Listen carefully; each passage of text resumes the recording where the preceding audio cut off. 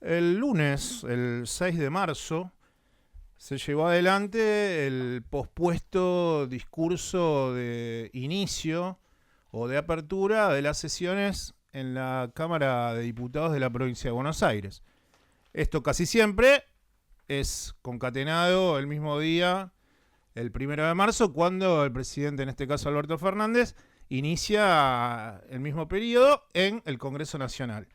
A la tarde, y Horacio Rodríguez Larreta casi siempre es por la mañana, hacen las aperturas de sus cámaras de diputados. En este caso, la Cámara de Diputados de la provincia de Buenos Aires. ¿Qué sucedió el lunes 6? Lo que sucede en los últimos años en las aperturas de sesiones que comanda el gobernador de la provincia de Buenos Aires, Axel Kicillof. Discursos extremadamente extensos, muy bien elaborados, repletos de datos, en donde, en este caso, se puede decir que cuando se compara, ¿no? Porque Horacio Rodríguez Larreta, que es una persona que está casi con sus declaraciones adelante de Sarmiento, salvo que le faltan un par de ventiladores en algunas escuelas del sur de la Ciudad Autónoma de Buenos Aires, pero sacando el ventilador y que, bueno, lamentablemente la temperatura le está jugando en contra, pero para un hombre que primero está en la educación, hace estudios comparativos con el sistema en la provincia de Buenos Aires. Algunos datos, y que tienen que ver con que a veces las comparaciones, igual que cuando algunos comparan a la Argentina con el Uruguay, sí, porque queremos ser Uruguay. El sistema educativo de la provincia de Buenos Aires es el segundo más grande de América Latina. Contiene a 5.200.000 estudiantes. Vayan comparando con Cava, ¿eh? Tiene 400.000 docentes. Tiene 21.000 escuelas de gestión privada y estatal. Tiene 80.000 auxiliares de la educación. ¿Y saben qué? Con María Eugenia Vidal hubo 65 días de paro. Durante la gobernación de Axel Kicillof todavía no hubo ninguno. ¿Será porque ponen plata en las escuelas? ¿Será porque ponen plata en aires acondicionados? ¿O será porque deciden pintar las escuelas? Escuchemos algunas cosas de ese lunes pasado, el lunes 6 de marzo, del gobernador Axel Kicillof. En comparación con 2019, el gobierno anterior, la inversión en políticas productivas es casi 7 veces mayor en términos reales. El de inclusión social alcanza un máximo histórico y es el doble que en 2019. Es un 123% mayor en infraestructura. En salud será 88% mayor también en términos reales, y en obras y equipamiento educativo se quintuplicó. Lo mismo en políticas de igualdad de género y en ambiente. En seguridad y justicia el presupuesto es 5 veces mayor. Para que reflexionen lo que fueron los 4 años de la ex gobernadora Vidal a lo que es este gobierno en la provincia de Buenos Aires de Axel Kicillof. Datos. Si quieren, después arriba le ponen ideología, todo lo que quieran. Pero cuando alguno se pregunta por qué tiene tanto porcentaje de voto en este momento Axel, tal vez es por estas cosas, ¿no? Porque ha quintuplicado los presupuestos en estas áreas. Me espían, Martín, me espían. Pero si vos no estás segmentado, vos vivís en Almagro. No es ni por la luz, no es por el gas. Me siento espiado, Martín, ¿no escuchás? Ni mandé a espiar ni a nadie en mi gobierno. ¿No escuchás? ¿No estás escuchando? No, otra vez no me lo haces. No es un cuentito, me están cambiando dentro de mi mente mis sueños colectivistas por sueños individualistas. Agustina. ¿Qué haces, Martín? Estoy en el súper tratando de agarrar algún precio cuidado. ¿Qué sucede? A Marcelo le cambiaron los sueños. No, para eso que lo hablé con Andrés. Yo, yeah. ¿Qué haces? Esta semana hablamos de Senegal. Se metieron en mi mente, me cambiaron los sueños. Si te pasa eso, tengo que comunicarme con el Supremo.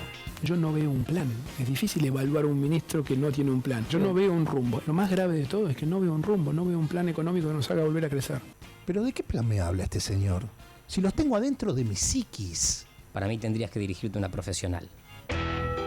Estoy recibiendo muchas consultas sobre este tema. ¿Usted quiere volver a tener sueños colectivos? ¿Usted no querrá volver a ser feliz? Me pasa esto, doctora. ¿No escucha? ¿No escucha? Si un tipo tiene una fortuna enorme, a ese tipo deberían pasearlo en andas como el héroe de la sociedad. La intervención del Estado condena a la muerte. Milei. Buen día. ¿No vuelvo más a tener lindos sueños? Milei. A ver, espere. Acá tengo un caso de una señora que se comunicó con nuestro máximo referente. Soy Milei. Le he pedido a Alberto Fernández. Doctora, ¿le digo algo? ¿Qué? Al final esta persona no me tomó el té. Ese era yo. Aquí comienza Pasó a Valores, el instante previo a pensar que lo habías dejado ahí. Lo vas a tener que cambiar esto, Andrés, en breve. Sí, ya lo creo. Voy a tener que pensar un rato, porque es una nueva temporada. Según Martín, viste que Martín siempre las temporadas dice, Sí. che, no es enero, es abril. O sea, es nuevo año, nueva temporada. Porque nosotros en el 2015 comenzamos un 4 de abril. Ok. Y, hay que esperar hasta esa fecha. Y la primera nota de ese 4 de abril fue el actual jefe de gabinete de ministros, Agustín Rossi. Y a partir de ahí hasta hoy. Perfecto. Que no sé qué sucedió, pero bueno, varias cosas entre medio. Sí. Pero va a haber que sentarnos. Y Cuando hacer quieras. hacer el 2023. Exacto. El yo-yo. Yo, yeah. Ayer en la provincia de Río Negro habló ella. Cuando hablamos de ella, hablamos de Cristina Fernández, la vicepresidenta de la Nación, y en un discurso en donde que marcaba una clase magistral, porque le dieron un título honoris causa, la vicepresidenta de la Nación focalizó sus dichos en cuestiones económicas, no tanto políticas, salvo lo que ella llama partido judicial al poder judicial, y después se refirió sobre detalles, política bimonetaria, qué pasa con la Argentina y la inflación, qué pasa con los salarios bajos, pero en un momento habló sobre el acuerdo del Fondo Monetario Internacional, que fue lo que al Frente de Todos le ocasionó en estos últimos años de la gestión del presidente Alberto Fernández las mayores rispideces, el máximo nivel de tensión, cuando Máximo no levantó su mano en ese momento como jefe de la bancada del Frente de Todos en el Congreso para avanzar con ese acuerdo con el Fondo Monetario Internacional que llevaba adelante el ex ministro de Economía, Martín Guzmán. En relación a la postura de los gobiernos de Cristina Fernández, qué pasó con el gobierno de Néstor Kirchner ante el Fondo Monetario Internacional, ayer en Río Negro la vicepresidenta expresó y manifestó estas cuestiones. La pandemia fue terrible. La guerra también lo es. Claro. Pero no hay catástrofe más grande para la República Argentina que el endeudamiento que se produjo en el gobierno en el periodo entre el 2015 y el 2019. Esta es la verdad de la milanesa. Pensé que era Doman en Independiente. Catástrofe, ¿eh? ¿Ustedes por qué creen? ¿Ustedes por qué creen ¿Qué? que ¿Qué? pudimos tener 12 años y medio de gobierno en la República Argentina y buenos salarios y construir la asignación universal por hijo como una... No, esto no depende de personas, depende de políticas que hagan determinadas personas, no es una cuestión personal, es una cuestión política. Es una cuestión política. La gente la aplaude. Porque un señor que además de reconstruir el Estado democrático constitucional, sí, pagó la deuda, reestructuró, hizo la reestructuración de deuda soberana más formidable de toda la historia. Casi 10.000 millones de dólares. Y Néstor además Kirchner. de hacer la reestructuración soberana con quita de capital e intereses, Eso fue antes. pagó al Fondo Monetario Internacional para que no pudiera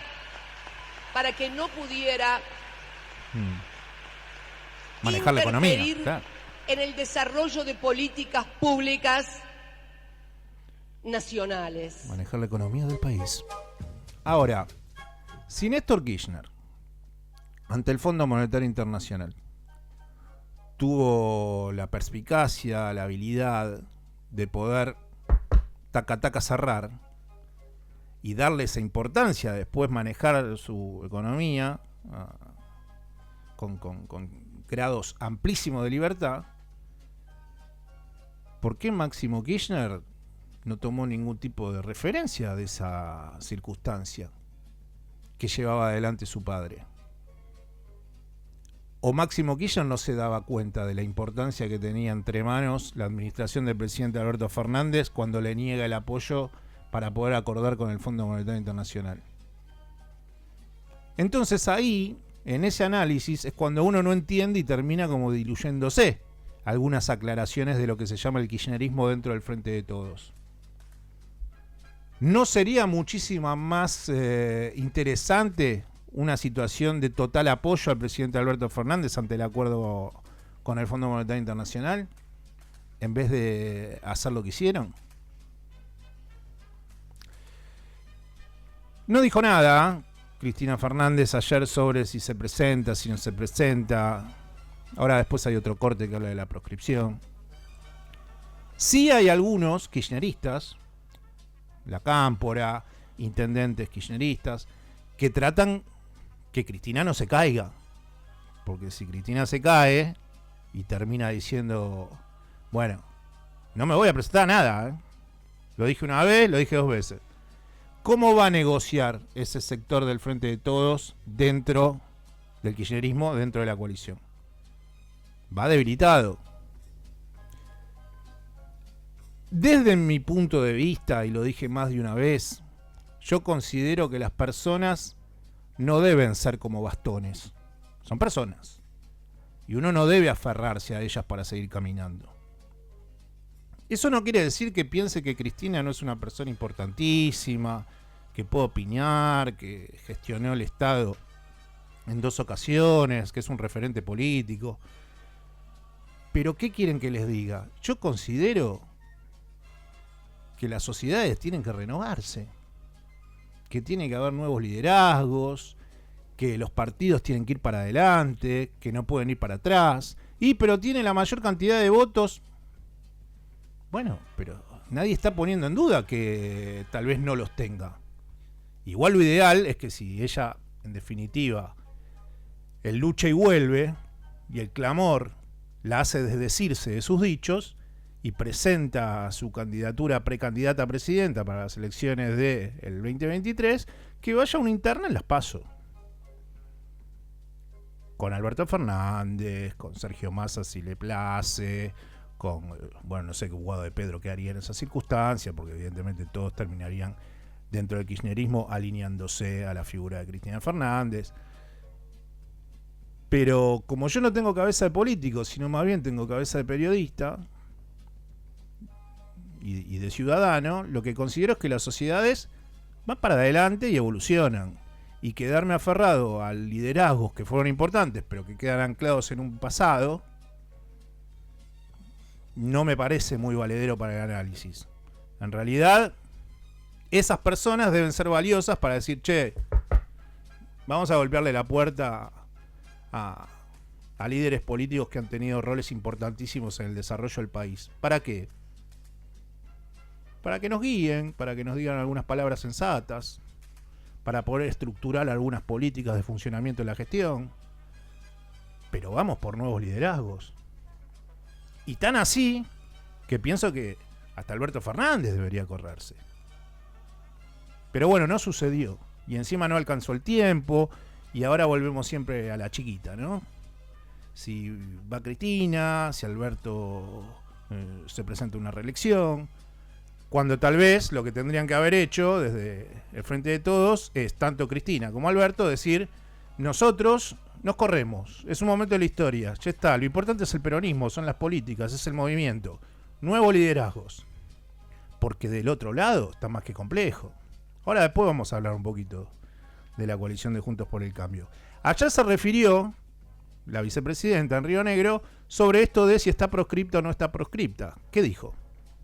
¿Qué voy a hablar de mensajes mafiosos si aquí precisamente en Río Negro, en Lago Escondido, todos los argentinos y todas las argentinas pudimos Julián Ercolini, Lago Escondido. verificar los chats donde por esas casualidades casuales el juez que instruyó la causa en la cual ayer acaban de proscribirme, lo dijo. en la causa en la cual acaban de proscribirme, fue uno de los que recomendaba cómo tenían que hacer facturas truchas. O sea, la verdad que yo creo que en algún momento, porque siempre todos estos sectores y mafias que se regodean en el poder y en la impunidad del poder, en algún momento siempre colapsan. Sí, es verdad. También gobiernos de tinte nacional y popular han tenido sus manejos con el Poder Judicial. Tal vez no de una manera tan obscena como el macrismo, pero no es que los gobiernos nacionales y populares hicieron todo lo posible para ir contra cuestiones anquilosantes de detenimiento que presentaba el Poder Judicial de la República Argentina. También podemos hablar desde Ollarvide y otros derivados. Pero el análisis no va en el foco puesto en eso, sino más bien lo que me interesa es poder expresar esta cuestión de si es proscrita o no es proscrita. Condicionada está, Cristina. Ahora, la estrategia va a ser presentarse en diferentes actos y ver hasta dónde se estira la cuerda para esmerilar la no candidatura o presentación del presidente Alberto Fernández a una reelección. ¿Hasta dónde va a ir este jueguito? Que hoy continúa en Avellaneda y... A mí me parece que cuando algunos análisis dicen, pero el que gane la interna de Juntos por el Cambio es el próximo presidente, yo no estoy para nada confiado en ese análisis. Tampoco podría aseverar a hoy que el que gana la interna dentro del Frente de Todos, si hubiese una interna en unas PASO, sería el próximo presidente. Pero lo de Alberto no es tan horripilante, ¿eh? ¿Hay salarios bajos? Sí, pero hay empleo. Y se han pasado momentos durísimos y la Argentina está como acomodándose en situaciones macro. De hecho, la bomba que hablaba la oposición de lo que va a dejar es deuda en pesos, Sergio Massa con banqueros esta semana logró refinanciar, posponer vencimientos y con cierta bonanza futuro que de alguna manera va a recibir el próximo gobierno. ¿Bonanza de qué tipo? Bueno, se va a comenzar una planta de gas licuado en en Bahía Blanca. Se va a culminar Vaca Muerta. Se va a ordenar lo que tiene que ver con minería y con litio. Se supone que no va a haber otros 3 años durísimos de sequía. Bueno, el que agarre el gobierno en el 2024, finales del 2023, el panorama económico no es pandemia y guerra. En Juntos por el Cambio, que debaten por doquier, el 14 de mayo hay elecciones en Tierra del Fuego. ¿Qué sucedió en Tierra del Fuego? Supuestamente iba a presentarse un candidato solo a la gobernación por la oposición, por Juntos por el Cambio, en contra de Gustavo Melella, que es el actual gobernador de Tierra del Fuego, que es el diputado nacional Héctor Estefani, de Juntos por el Cambio. A Héctor Estefani le apareció un contrincante de la UCR, un diputado que se llama, diputado nacional, Pablo Blanco. Bueno, esto particionó Juntos por el Cambio en Tierra del Fuego. En Tierra del Fuego, Juntos por el Cambio va con el radicalismo por un lado, con el PRO por el otro. No se sabe si van con el nombre Juntos por el Cambio. Ahora, el diputado Estefani dijo que Blanco en su momento le había dicho que no iba a postularse por una gobernación, que iban a ir todos encabezando atrás de él la boleta de Juntos por el Cambio. y que la presidenta del PRO, Patricia Bullrich, sabe todo y está al tanto de lo ocurrido. Patricia Bullrich está al tanto, sabe todo, pero no cuenta que tiene problemas en Mendoza, en Tucumán y ahora en Tierra del Fuego. Pero sí le da a los sindicatos. Eso ya lo sabemos. Hace años que pasa lo mismo. Arrancás a gobernar y el primer día te hacen un paro. Yo les pregunto, ¿qué? ¿Cuántos paros le hicieron al peor gobierno de la historia de Alberto Fernández? Pepa. Cero. ¿Qué quiere decir esto? Tendría que tener un palco ahí. Que los que dicen defender determinados intereses. Y cuando dice el peor gobierno de la historia, ¡sí! Dicen defender determinados intereses de la gente. Si no, se movilizaron cuando tuvieron el peor gobierno de la historia. ¡Sí! Ahí se aparece. Movilizan. El primer día que nosotros asumimos, está claro que lo que quieren es solo voltearnos y conservar el poder eterno de su plata. Entonces, la historia la conocemos. Claro. Vamos a dejar que nos pase lo mismo. ¿El poder eterno entonces está en la sede de la UOM o en Expoagro? ¿Dónde está el poder eterno? ¿En los mercados financieros? ¿O en la delegación del sindicato de Esmata de Córdoba? Qué maniqueo esto, ¿no? De poner al sindicalismo de nuevo en una situación de la discusión aquella histórica de Patricia Bullrich con Hugo Moyano en el programa de Grondona, diciéndole, a mí no me corres, yo ya te conozco. El sindicalismo como el gran expropiador de las ilusiones de la gente. Mientras tanto, los camiones de caudales se iban cuando en el gobierno que ella era partícipe, que encabezaba Fernando de la Rúa, de verdad los camioncitos de caudales se iban. Pero la culpa siempre la tiene el sindicalismo. ¿Son todos personas bondadosas en el sindicalismo? No.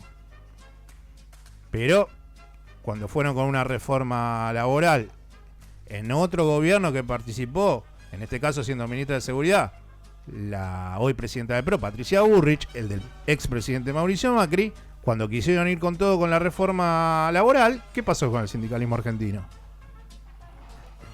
Intentó pararlo y lo paró. Hay algunas cosas que también dice Patricia Bullrich y que tiene que ver con que todo va a ir para arriba. Ahora, no explica muy bien, pero si vos sos pobre, con Patricia Bullrich vas a ir a clase media. Y si sos de clase media, vas a ser un rico. O tenés grandes chances de ser un rico. ¿Por qué? Porque con ellas, con ella en el poder, todo va para arriba. Nosotros fuimos el país con más clase media de América Latina. Explícalo, y eso ¿no? es lo que quiero. Que los pobres de la Argentina sean clase media. Que la clase media esté cada vez mejor. Que todos vayamos para arriba, no todo para abajo. Claro. No todo para abajo, todo para arriba.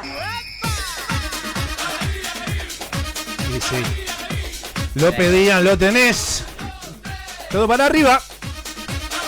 Ahora, ¿qué hace Juntos por el Cambio para explicarle a la ciudadanía argentina la redistribución de la riqueza? Todo para arriba, no todo para abajo. No todo para abajo, todo para arriba. ¿Qué políticas vas a llevar adelante para redistribuir la riqueza? ¿Pujas salariales, empresariales? ¿Hay alguna explicación sobre eso de Juntos por el Cambio? Y en este caso de la presidenta del PRO, precandidata a presidenta por Juntos por el Cambio, Patricia Bullrich.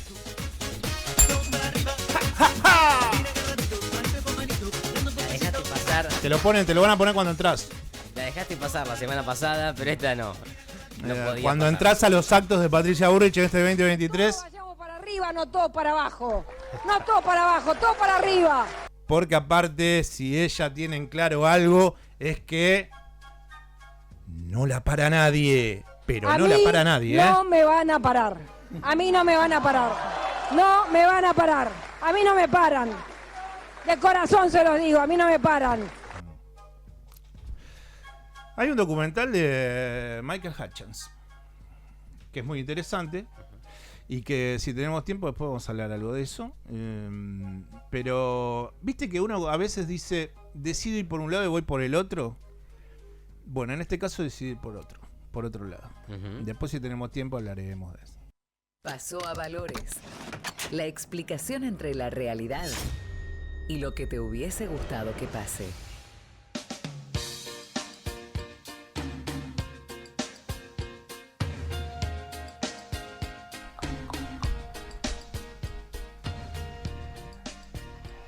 Fui a ver Scream 6. Sí. ¿Te dio miedo? Y no, sabía que me podía llegar a dar miedo. Dale. Bueno, ¿por qué una persona que Porque recién... no da miedo. Yo no miro películas de terror, no me gustan. No es de terror. Bueno. Pero tampoco es una comedia. Suspenso. Es no sé, es más de sangre y psicológico quizás. Bueno, hasta ahí. Igual yo me quedé con que, ¿por qué una persona vos considerás que tiene apenas 50 años, recién cumpliditos ayer? Gracias por los saludos, ayer cumpleaños. Claro. También se lo hacemos extensivo a Martín, que tiene 30, redondelis. El jueves. ¿Por qué consideran que, o considerás, que no puedo tener miedo? No, yo nunca dije eso. Dije que Scream no da miedo. Es que yo no había ido... Yo tenía miedo, tenía 8 años, pero tenía 8 años. Es que yo no fui a ver ni desde la 1 a la 5. Por eso dije, voy a ver al Fenómeno, voy a ver las 6. Está bien, está muy bien. Pero yo no había consumido ninguna de las 5 anteriores. ¿Sabés cuándo da miedo Scream? Cuando volvés a tu casa y suena el teléfono y nadie te responde. Claro, Ahí da eso miedo. pasaba en el Scream 1 cuando tenía 8 años, que sí. Bueno, yo no que vi todavía ninguna. existía el teléfono. Menos efectos especiales, tal vez, Quiero ¿no? hacer una película contigo, te decía el tipo. Claro. Y cuando estoy por entrar a la sala, bueno, pensé en invitarlo a Andrés, porque dije, Sí. si esto me da miedo, solo no da, ¿viste? Te quiero agradecer, Aparte, yo siempre pienso que el de atrás, el de la butaca de atrás, va a agarrar como una especie de collar o de lazo y me va a ahorcar ahí in situ. Vivís en Rambo. Sí. A mí no sé por qué me aburren un poco. Y va a ser así, ¿sabes?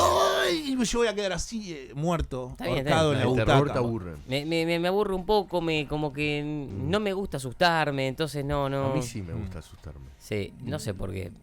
Como que me siento ahí y digo, che, esto ya me parece una pavada, me levanto y me voy. Pero incluso viéndolas en mi casa, he visto películas de terror. ¿Fueron al supermercado esta semana? También me pasa lo mismo. más o menos. Digo, si no le gusta asustarse, no sé por qué me- van a esos me lugares. pasa. Y pero ¿Para qué seguir asustándome? Pero Toy Story, que los juguetes hablen, ¿no te parece una buena, pavada? buena. No, Che, Story Pero no, si le No parece te una metas con pavada, Toy Story, le porque- parece una pavada del terror, te da una pavada Para mí todo. porque es un acto de cobardía cuando es una pavada. Puede ser, puede Como ser. cuando te estás en tu casa y escuchás un ruido y decís, ay, no es nada. Pues, Claro. Eso lo decís cuando estás de novio. Y ahí hay una chica durmiendo con vos, así. No es nada. Saca pecho. Sí. Pero. Sí, no me da miedo la oscuridad, por Y estás ejemplo. tremendamente temeroso. Ni los ruidos, pero como que me aburre, no sé por qué me aburre ese tipo de películas. Bueno, entraron un par de chicos con máscaras. Epa. Va gente muy joven a ver Scream. Pero era parte del espectáculo. No, fueron al cine Ok. con la máscara de Scream. Me pareció rarísimo, muy simpático. Raro. ¿Qué es el género slasher? Porque está catalogado como slasher terror. Pero tuve suerte, No sé. porque uno de los pibitos que entró con una máscara se sentó en la butaca adelante mío, Ok. de donde estaba yo, pasillo. Lo pudiste ahorcar vos. Para entonces. estirar, claro. No. Pero qué mal le hubiese pasado Sí. si Sabiendo entraba a que la estaba- sala sabiendo que estaba justo atrás el de la máscara. Lo hubiese pasado muy Y mal, no sabes sabiendo qué lo que puede te estoy hacer. diciendo, que yo siento que tal vez en algún momento se va a levantar el de atrás y va a hacer... Pero hay mucho terror en la película. No, la verdad que a mí no me pareció... Está Kurnik. No me pareció, oh, qué miedo, sí. Sí, Sí, entonces la tengo que ver. Y todos, cuando apareció ella diciendo, ¡oh, qué bueno! No sé qué. La tal. uno. Y la protagonista Sí. es Zaira Nara. Ya sé cuál Bueno, decís. es Zaira Nara. No es Zaira, Ese pero es- tiene un aire. Es muy parecido. Una no, ventisca. no es, claro. Sí, una Carmela negra tremenda, azabache, pero de cara es Zaira Nara. Bueno, o sea, a mí me dio eso. Mirá qué Esto me buena. da miedo ya. Y Andrés no desapareció de las redes Sí, desaparecí. y sí. decidió dejarme solo. Sí, Y sí. bueno, Por eso yo lo quería temeroso fui al cine sin Andrés. Mirá si Andrés era el de los máscaras. Me gustaría saber si... Tal vez Se me aparece Andrés en la Vos- puerta del cine vos con una máscara de creés- Scream. Vos creés que no estuve, pero yo estuve. Más te digo, ¿sabés lo que es el término slasher? Que viene de cuchillada en inglés. Ok. Es un subgénero del cine de terror, o sea que está catalogada como terror. Claro, sí, entiendo. Sí, entiendo. sí. O Pero sea, es una parte del frente de todos. me gustaría saber si la temática de la película consiste en hacer películas de terror todavía. Claro. Pero no te va a spoilear todo. No, que si es la misma saga, Scream, de la 1 a la 3. Está bien. No sé, no te digo que fui a ver Mira. El Fenómeno. Claro. Y yo no había ido a ver ninguna. Es lo mismo que me metas a Pero ver ¿cuál era Harry Potter 5. Pero yo la no sé, trama, no sé. ¿cuál era? Y yo creo que era un tipo que cuchillaba gente. Nada más, Y listo. medio que venía por ahí. No sé si me perdí. Claro. Vine mucho. por el mismo camino. Creo que nunca le enganchó, Marcelo. Y, acá hay un ñato que acuchilla gente. Era doblado el Sí. cuchillo, era raro. No, había varios cuchillos. Porque es un- no. son varios tipos. Sí, pero bueno. No spoileen, no y era cha, spoileen. cha, cha, cha, cha, cha, todo el tiempo así. Está bien. es Como lo la que- medida de Duhovne. Era No, cha, es que cha, cha, cha, cha, es todo extraño porque junto. también salió la llamada, la nueva llamada. Que Sí, es la misma que época tiene como 3, ¿no? Tiene 3, En salió eso la trabaja 4. Patricia Bullrich. No. ¿No, no? No, acá suena el teléfono. Creo que Suena. no. Es la misma época, está bueno, salió Scream, bueno, sé que están reviviendo los muertos. Sir Thomas Hobbes. ¿Perdón? Sir Thomas Hobbes. Ah, Nace en 1588 en Malmesbury. Ah, Milán. mira, hizo él el audio. Y muere en 1679. En algún lugar de Inglaterra. 1006 dijiste. 1679. 70. Nace en 1588 en Malmesbury. Un montón de años vivió igual, ¿eh? 91 años clavó. Tremendo. En esa Thomas época Hobbes. imposible. El señor del absolutismo. Ah, bueno. El señor que defendía la alta nobleza y la posición del rey. Claro, tenía plata. Y que nació aparte en medio de todo el despipiole de la separación y el divorcio entre el Parlamento y la corona británica por el tema, como siempre, impuestos. Dinero. La transformación de la Que no época feudal, bueno, Mucho oro. de Inglaterra en evolución, en 1600. ¿Te hubiese gustado en 1600 vivir a vos, Sí, José? pero ¿cómo va a tener 90 años en el 1600? Tiene un Imposible. problema con el dentista. Y bueno, Claro, Pero...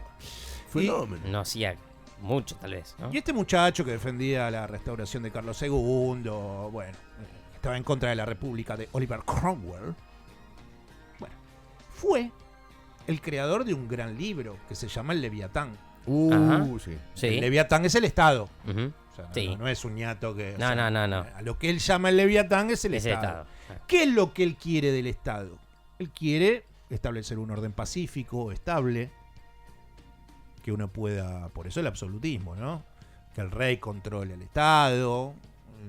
Esas son las características, ¿no? De la filosofía de Hobbes. Ahora, es muy interesante qué le pasa o qué sintió y que relata a los pocos años de haber nacido Thomas Hobbes.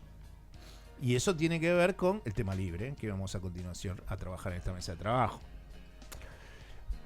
Thomas Hobbes, cuando nació, expresaba estos sentimientos. Cuando uno comienza a hablar de Hobbes, es casi inevitable tener que comenzar Este a no hablar es Thomas también Hobbes. del No. miedo. No, este es Él Fernando mismo, Valespín. En una pequeña biografía que hace así, Gruppi de Hobbes. en lengua latina, Claro. dice que su madre parió gemelos a él y al miedo, porque su madre tuvo un parto prematuro por el temor que tenían entonces en Inglaterra ante la aparición de la Armada Española, precisamente. ¿no? Eso ya nos ubica perfectamente, ¿no? El momento en el que nace Hobbes. Bueno, 1588. ¿qué es lo que llama la atención? Por tanto, el Leviatán se convierte en algo así como el gestor del miedo, que es seguramente una de las pasiones más terribles, ¿no?, que le pueden acaecer al ser humano. Como un dirigente de Y derecha. en un doble sentido, Sí. es decir, el Leviatán es quien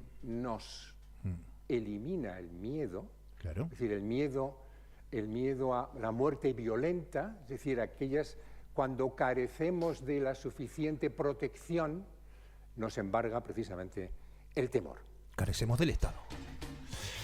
Qué contradicciones hay, ¿no? Porque después quieren achicar el Estado. O sea, tendrían que releerlo un toque a Hobbes. O sea, porque después quieren achicar el Estado, pero a su vez le dicen, che, tengo miedo, llamen a Leviatán.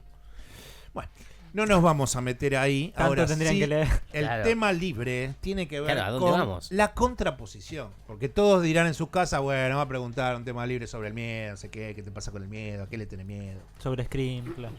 Y yo le doy una vuelta de rosca, Sí. genera un contrapunto. Y lo que quiero preguntarle en este mediodía en la Ciudad Autónoma de Buenos Aires a la audiencia y a ustedes, compañeros de trabajo de este Sí. programa que se llama Paso a Valores, es en qué circunstancias se han considerado valientes.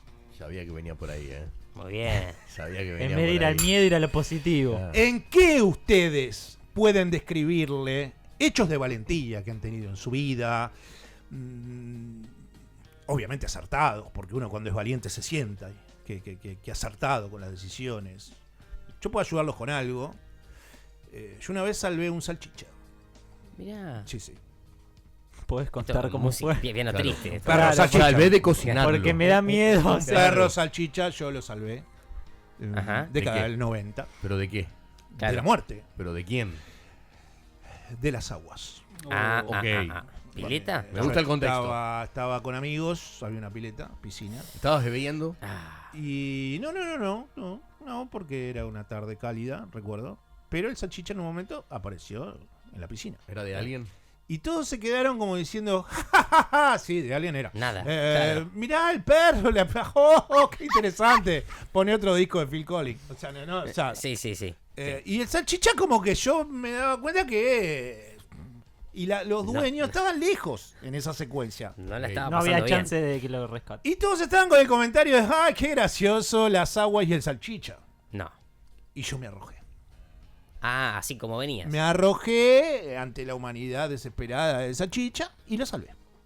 Muy ¿Lo bien. agradeció el salchi? Y el salchicha, sí, por sus caras, recuerdo que estaba feliz. No A me dijo, gusto. che, gracias por salvarme la vida. No, o sea, Sería raro. Hoy lo recordamos con cariño, no puede, no está Sí, más. pero en esta plaza. me sentí valiente y me sentí bien, porque uno cuando ejerce actos de valentía, Ujú. se siente bien. Es verdad. Es como es cuando verdad. regala a alguien algo también, se siente bien. ¿Y valentía emocional? Bueno, valentía emocional tiene que ver con... ¿O decisiones? Bueno, valientes. sí, toda decisión que uno tiene ahí como media atragantada y un día se siente y dice, che, voy por acá y lo hago y ya está, se terminó. Sí, uno se siente aliviado más que valiente. Ujú. No, yo estoy hablando de arrojo, Claro. Pues yo en ese momento dije, bueno, a por esa salchicha. Sí. Y no me importó nada. Puse en riesgo mi vida también. Está muy bien. Igual no era una piscina muy grande. Tengo. Pero para el salchicha sí. Y Era sí, una obvio, pelopincho de 20 obvio. centímetros en realidad de profundidad. No, era un charco de agua. Claro. Pero- Estaba el perro ahí, pero yo creí que estaba Pero estoy ahogándose. hablando de acción más, Lo que bien, tengo, más lo bien tengo. corporal. Sí. Ok. Vos que Acción. sos un hombre de mar. Sí. Declárame Coast. No, bueno, ¿Cuántas personas tengo algo salvaste? con lo animal, pero no sé, digo, no directamente con el mar. Después te puedo contar alguna anécdota yo. Salvar a algún niño de alguna agua viva, por ejemplo. Contalo ahora, es el momento. Bueno, dos entonces, rápido. Una, mar, Claromecó. Viento norte, aparecen las famosas aguas vivas en la costa. Sí, no lo sé, pero bueno, sí. Entonces, Confío en vos. sí. Sí, queremos. Cuando sopla el viento norte, Ah. nadan a contracorriente las aguas vivas, entonces llegan a la costa, en este caso de Claromecó. Bien. ¿Qué sucede? Hay un código en la playa. El primero que ve una agua viva, obviamente avisa a la gente que tiene cerca, bañándose, ¿no? Es como un comando, en el mar. es como Es algo, como una un cofradía comando. del Sí, agua obvio. viva. Y más te digo, si está cerca de los guardavidas, se avisa a los guardavidas también, como para que señalen la zona. Y el grito es desesperado. ¡Agua viva, agua viva! Hay que tratar de no asustar a la gente. No entiendo por qué tanto llanto igual. ¿Eh? Agua viva. Me parece que hay agua vivas. O sea, es así, No, como- pero vamos a leer claro, porque si no se genera más que nada en los niños como una especie de trauma y después no se meten nunca más al mar.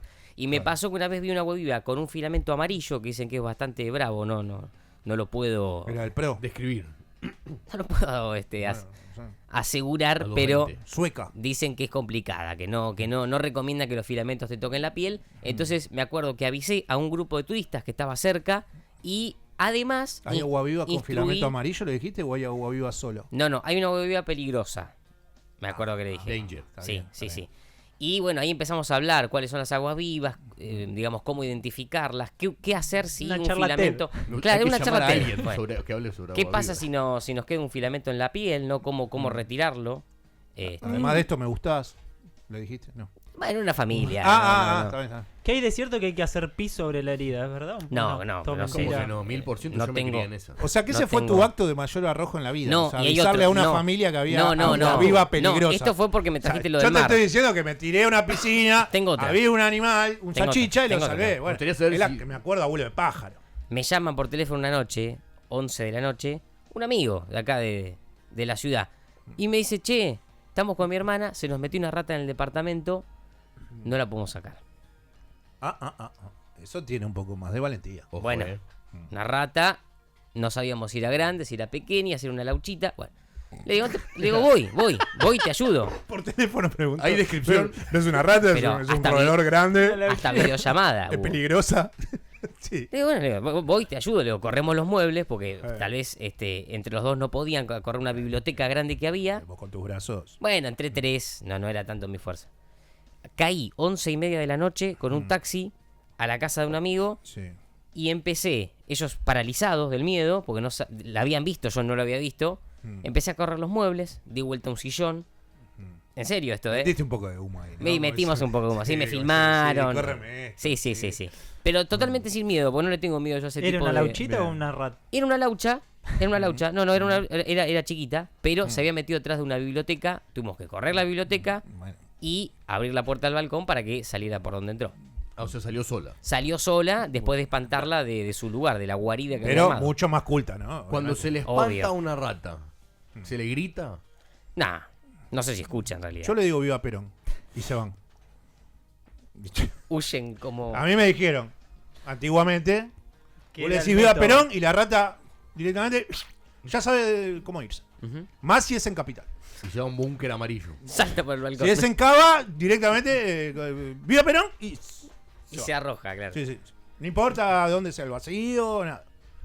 Pero no la ves más. Bueno, estamos esperando tu momento de valentía y de Claro. arrojo, José. Yo tengo muchos. Bueno, elegí alguno porque el programa termina en Tengo una. para- Ya estamos... Puedo decir que tengo, Ja. vamos a decir 3. Bien. 2 incendios. Epa. Muy bien. Y salvar la vida a una muchacha. Ah, bueno, pero al lado de la salchicha y la Y la agua rata. viva, Hubiesen tremendo. empezado por ahí. Claro. Es tu tema libre, Sí. entonces este es el momento del año. 2 incendios en cocina, porque yo soy chef y trabajamos Ajá. en gastronomía, y una se nos prendió fuego y lo único que fue es accionar y agarrar el matafuegos para apagar. Es complicado eso. Está ¿eh? muy bien. Complicado. ¿Qué hay que hacer? Segunda lo mismo, se prendió fuego la plancha y esta fue directamente a agarrar la plancha con las manos y un trapo mojado Claro, pues no se- para sacarla, Sí, porque sí. si no se prende fuego todo y ahí sí apagar el fuego. Claro. Una plancha que estaba a millones de grados, ¿no? Ujú. El calor. Sí. Y la tercera, Montes de Oca, doble mano, justo donde dobla el diagonal hospital de niños, que siempre agarra el 90H a toda velocidad cuando dobla. mirá. Barracas. Claro, Barracas. Una chica, en vez de mirar para donde venía el colectivo, miró para el No. otro lado, pensando No. que era de una sola mano. Y el bondi venía a 100. Iban contra Porque la aparte muerte. es embajada esa Montes de Oca ahí. No frena, claro, no llega a frenar. Y venía a 100. Y era muerta segura, era como destino final. No. Le agarré el brazo, la saqué nada más y pasó el colectivo.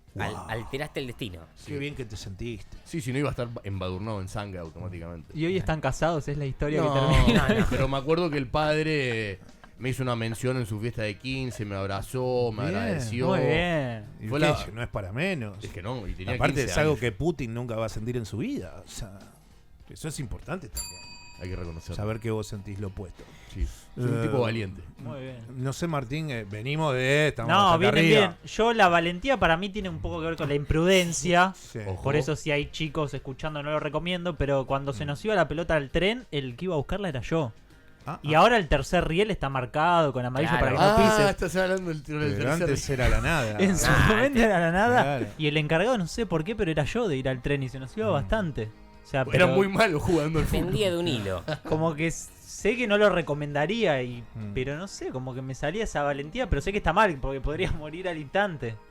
Pero No es lo más bueno, no, recomendable. es como un poco Pero la de valentía. chico hacías esas cosas, como si te colgaba la pelota arriba del árbol, Sí, te era subías yo a la siempre, copa. pero Sí, obvio. no sé sin por qué era siempre yo.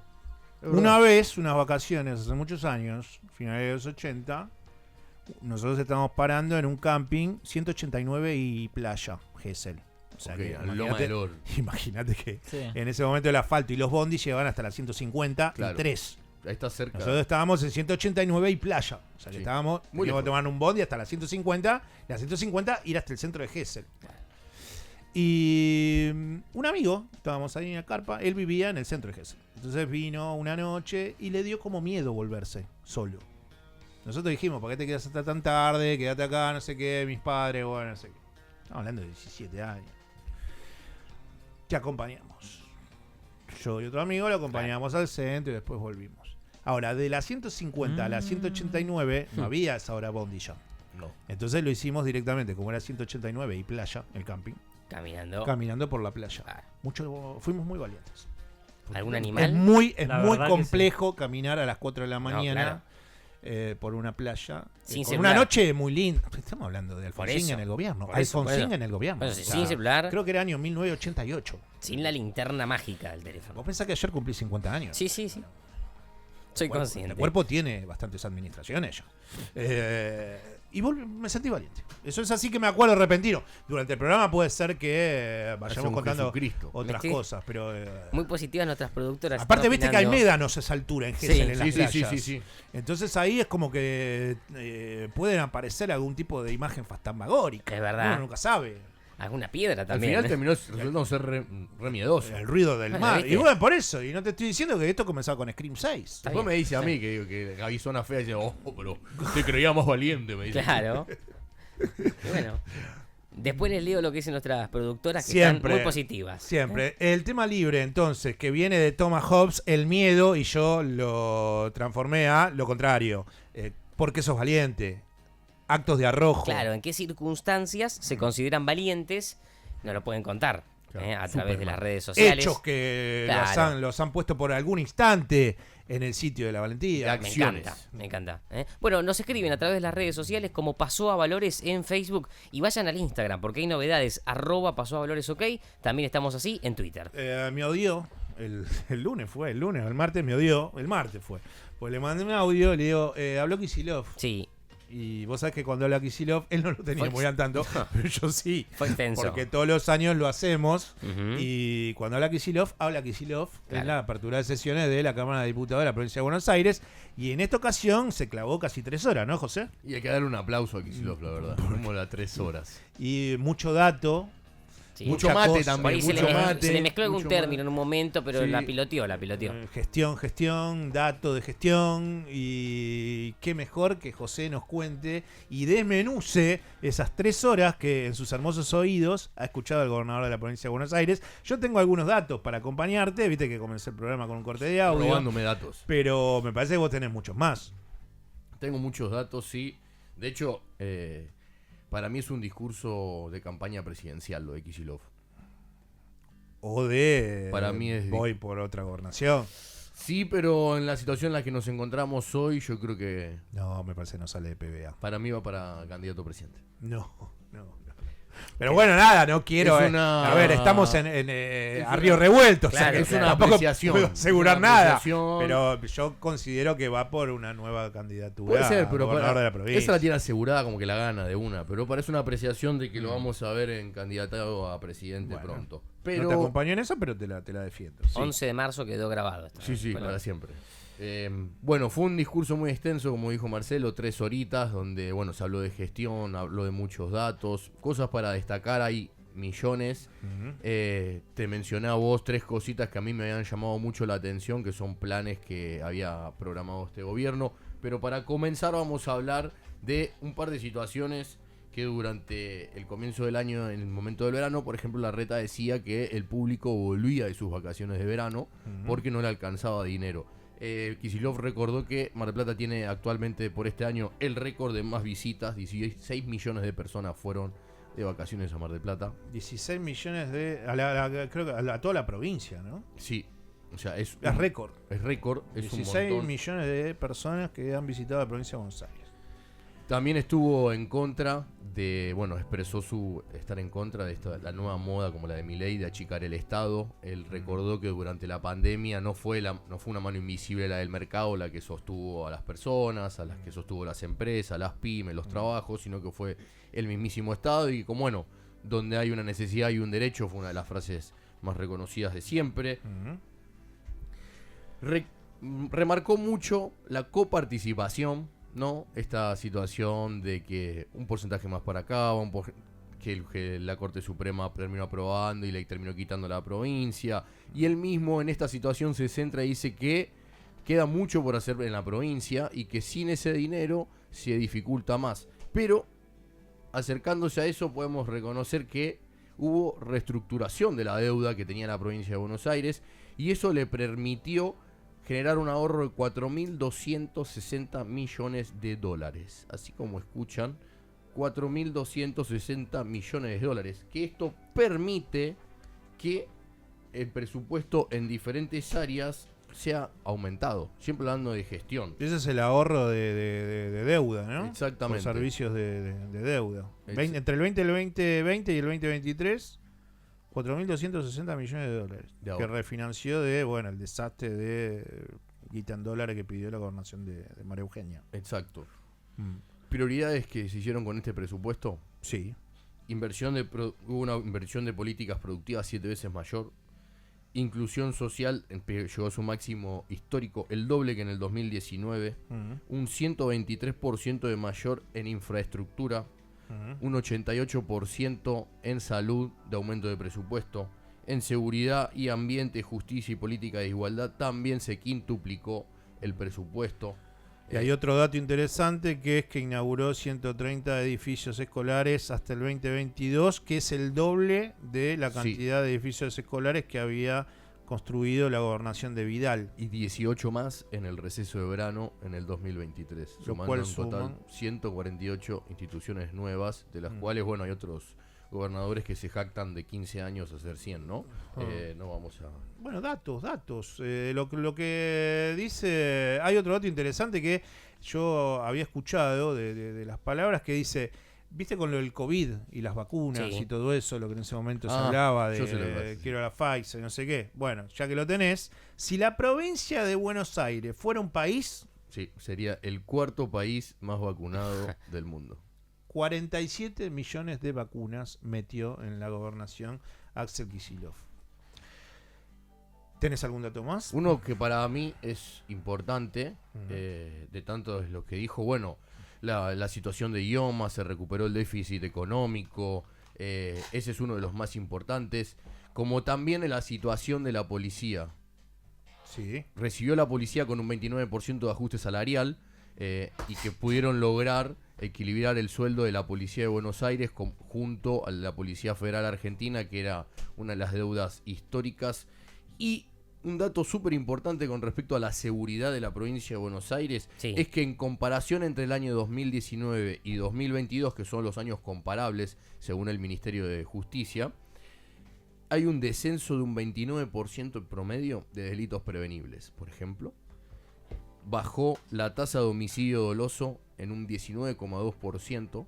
Esto indica que cada 100.000 habitantes pasó de 5.2 en el 2019 a hoy a 4.1. Una de las cosas que se destacó este verano fue la presencia o el accionar del Operativo Sol. El Operativo Sol, que aumentaron los viáticos, por ejemplo, los duplicaron para todos los policías. Hay muchísimo dato que la verdad sorprende y que se habla mucho de gestión. Hace poquito, la semana pasada, escuché una entrevista de María Eugenia Vidal donde le preguntaron qué pensaba de la gestión de Alberto y de Kicillof y dijo 0. Yo creo que si agarramos y comparamos, creo que de sobra hay gestión comparado a lo que se hizo en el proceso de la gobernación anterior, ¿no? La de María Eugenia Vidal. Bueno, me llegan algunos datos que es de la consultora de Santiago Giorgetta y bueno, los números siguen ahí, o sea, casi tocando el 40% de la intención de voto. Axel Kicillof. Y sacándole una diferencia, Santilli anda entre el 23 y el 25. Diego Santilli. Otro que... Y Kicillof llega a tocar 38%. Bueno, hay una diferencia que es compleja. Me sorprende lo de Esper. Esper con números de 13, de 14. Y pasa que se juntó con Larreta. También. No, están tratando de ver si se junta con Larreta. Todavía ahí es donde Martín Tetaz le dice, che, no importa Milei, no importa Esper, que venga alguien, porque en la provincia de Buenos Aires, si vos tenés un voto más, sos gobernador de la provincia de Buenos Aires. Entonces lo que está cierto sector de Juntos por el Cambio, en este caso Martín Tetaz, que quiere presentarse, hay un tema ahí, después si quieren charlamos un poco de el posismo, que el posismo es, estamos hablando de Gustavo Pose, el intendente de San Isidro, que ya inauguró el posismo, que fue el otro día a La Plata con 30.000 firmas pidiéndole a lo que sería Maxi Abad y la cúpula de la UCR de la provincia de Buenos Aires que le dé una interna. Un poco lo que habíamos hablado hace algunas semanas atrás con Federico Storani. Exacto. Bueno, él quiere ir en una interna contra Maxi Abad. Maxi Abad referenciado con Facundo Manes y Gustavo Pose no referenciado, pero con una muy buena relación con el presidente del radicalismo, gobernador de la provincia de Jujuy, Gerardo Morales. Bueno, Martín Tetaz está a la expectativa de si le dan una interna a Gustavo Pose y si Maxi Abad decide abrir la lucha por la candidatura a quién es el precandidato a gobernador por la provincia de Buenos Aires, porque en ese caso Martín Tetaz podría sumarse también a esa interna, y bueno, y Martín Tetaz es el que está diciendo, bueno, bienvenido Esper, bienvenido Milei, o su candidato en la provincia de Buenos Aires, así, si entre todos vamos bajo el lema de Juntos por el Cambio, podemos derrotar a Kicillof, porque saben que tiene estos guarismos, ¿no? Tocando casi el 40, que no tienen más que otro entendimiento que lo que decidimos acá analizar con José, que son los datos que el otro día deslizó en el discurso del 6 de marzo en la apertura de sesiones de la Cámara de Diputados de la provincia de Buenos Aires. Es nada más que datos. Hizo esto, hizo aquello, quintuplicó los presupuestos. Dame un dato final, José, por favor. El plan maestro del río Salado, ¿sí? Una cuenca de 17 millones de hectáreas, que es el 60% de la superficie de la Pica. Sí.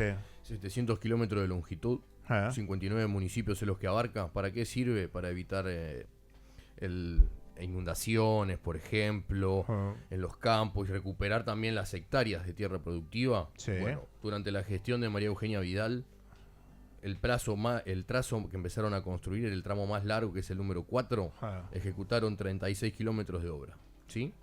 Bueno. En estos 3 años... ¿Cuánto? 130. Bueno, 36 contra 130. No sé si quintuplicó, pero andamos por ahí. Seguro que duplicó. Hay un país que se llama Haití, pero antes quiero decir algo chiquitito, antes de meterme con Haití y Andrés, sí. que es lo que le está pasando a Gary Lineker y la BBC en Inglaterra. No sé si están al tanto. Sí, lo limpiaron. Es el conductor de Match of the Day, que es el partido del día. Es un programa histórico, tiene más de 30 años en la BBC. Y Gary Lineker es el conductor de los últimos 30 años. El programa tiene más. Encontrás Match of the Day de la década del 70. Y era lo que en su momento era para nosotros fútbol de primera.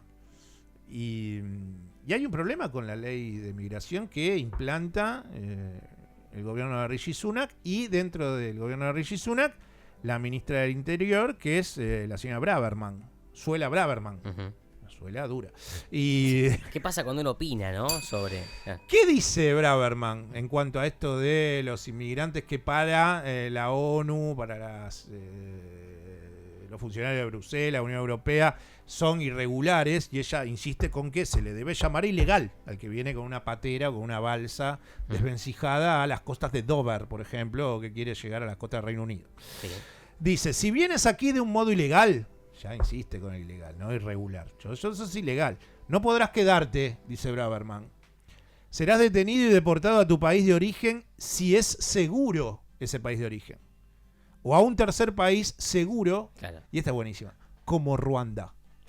Bueno. O sea, Ruanda es el país seguro. El país más seguro. No es que te van a deportar a un país seguro, supuestamente desde el estándar de Braverman, que tendría que ser de Suecia, Dinamarca, Holanda, Países Bajos, como te guste llamarlo.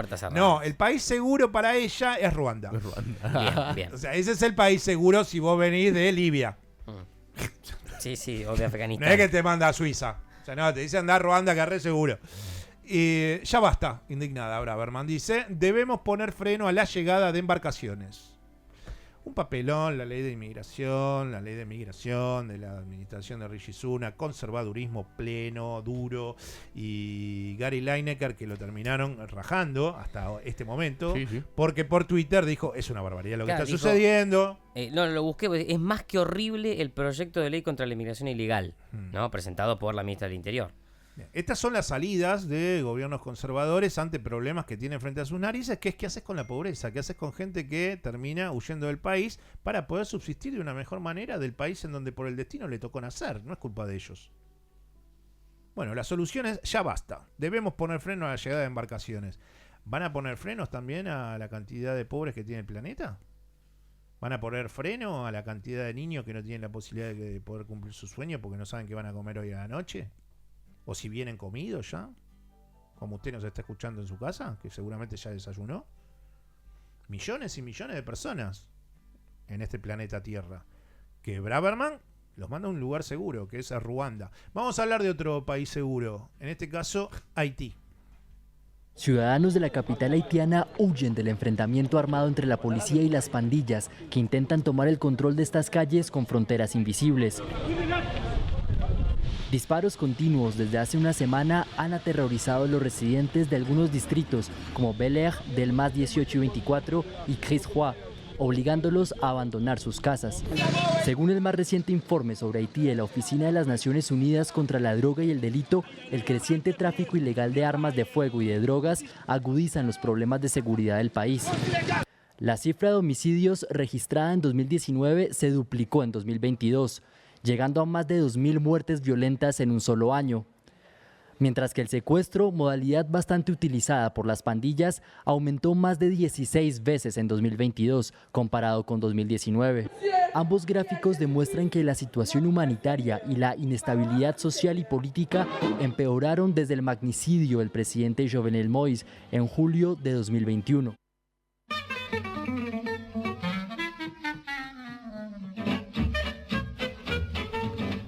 ¿Qué es lo que más te conmueve de Haití hoy, si tenés que definir al país? Es decir, tienen este dato que es espeluznante desde lo horroroso y lo malo.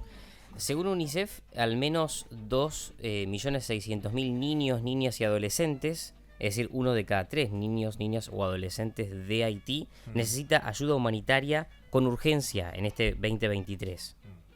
Eso nos habla de la cuestión social. Digo, si los niños están así, ¿qué es lo que sucede en este contexto que escuchábamos en el audio? En donde, por ejemplo, en el 2022 hubo algo así como 857 secuestros. Creció 16 veces la tasa de secuestros. ¿Por qué? Porque, ¿qué pasa? Hay bandas en Haití que prácticamente hoy controlan la capital, Puerto Príncipe, que se financian de estos secuestros. Es decir, secuestran principalmente niños de escuelas o empresarios o personas reconocidas de medios de comunicación que después cambian por una suma importante de dinero, y eso es lo que les sirve para poder financiar la compra de armas, de municiones y demás. ¿De dónde vienen principalmente esas armas? Leía en la semana que llegan desde los Estados Unidos. Un país que apoya o apoyó en su momento a quien era presidente de allí de Haití, que fue asesinado. Moïse. Exactamente. Esto fue en el año 2021. Lo mataron a tiros. Exacto, en su propia casa. Queda como... No estoy diciendo quién queda como, digamos, presidente interino de ese país, que era el primer ministro. Estamos hablando de Ariel Henry, que era el primer ministro de Haití, pero que había sido posicionado 48 horas antes de que maten al presidente. Centro derecha, ¿no? Sí, un presidente de centro derecha. Moïse era un presidente de centro derecha. Sí, era un empresario. Era empresario, industrial. Exactamente. A ver, venía de disolver en el año 2020 el Parlamento, había reformado la Constitución, o sea, venía de ejercer políticas muy polémicas, pero que terminan, como te digo, con la muerte allá por julio del año 2021. Haití, viene de sobrepasar varias cosas. En el 2010 comienza un golpe importante para Haití que tiene que ver con enfermedades. El cólera vuelve a ser titular de Haití porque desde el 2010 al 2019 se dan una cantidad de contagios impresionante y una cantidad de muertes que la verdad sorprenden.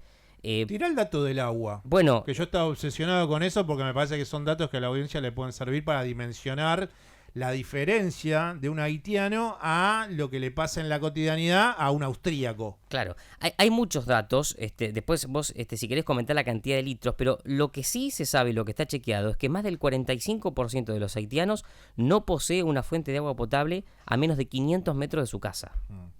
Voy con el dato. Sí. Un haitiano, día a día, ¿cuántos litros tiene de consumo? Sí. ¿Cuántos, José? En todo el día. Se baña, toma agua, se lava las manos. Menos de 1 litro. No, muy poco. Sí, un poco más. Ok. Bañando, bueno. vos pensás que un termotanque pequeño tiene 40 litros. Ok. Bueno, más o menos entre 60 y 70 litros al día de agua consume un haitiano. Ok. Para sociedades occidentales, democracias liberales, de estándares de vida altos o de medios a altos, un ciudadano por día consume entre 210 y 220 litros al día. Yo no consumo eso. La diferencia es entre 60 y 70. Tal vez no te das cuenta, pero cuando vos arrojás el botón de la mochila del baño, está hablando de más de 6 litros de agua. Claro, pero no lo hago. Es toda el agua que vos consumís desde que te levantás Claro. hasta que te dormís. Si te bañás 2 veces, si abrís la canilla para cocinar, si vas a los platos, Sí, sí. es lo que decía recién. Si tirás la cadena vaso del baño 3 veces, Sí, ya más de está. 20 litros de agua. Claro. Bueno, ellos nada más tienen la posibilidad, los haitianos en ese caso, de entre 60 y 70 litros diarios. A diferencia de un austríaco que te consume 220 litros al día. Y vos sabés que a las familias de Haití, después de la muerte del presidente, le costaba, o sea, se le iba de su salario un 14% de sus ingresos en la compra de agua, cuando en realidad las Naciones Unidas hablan de que debería ser un 3% el porcentaje aceptable.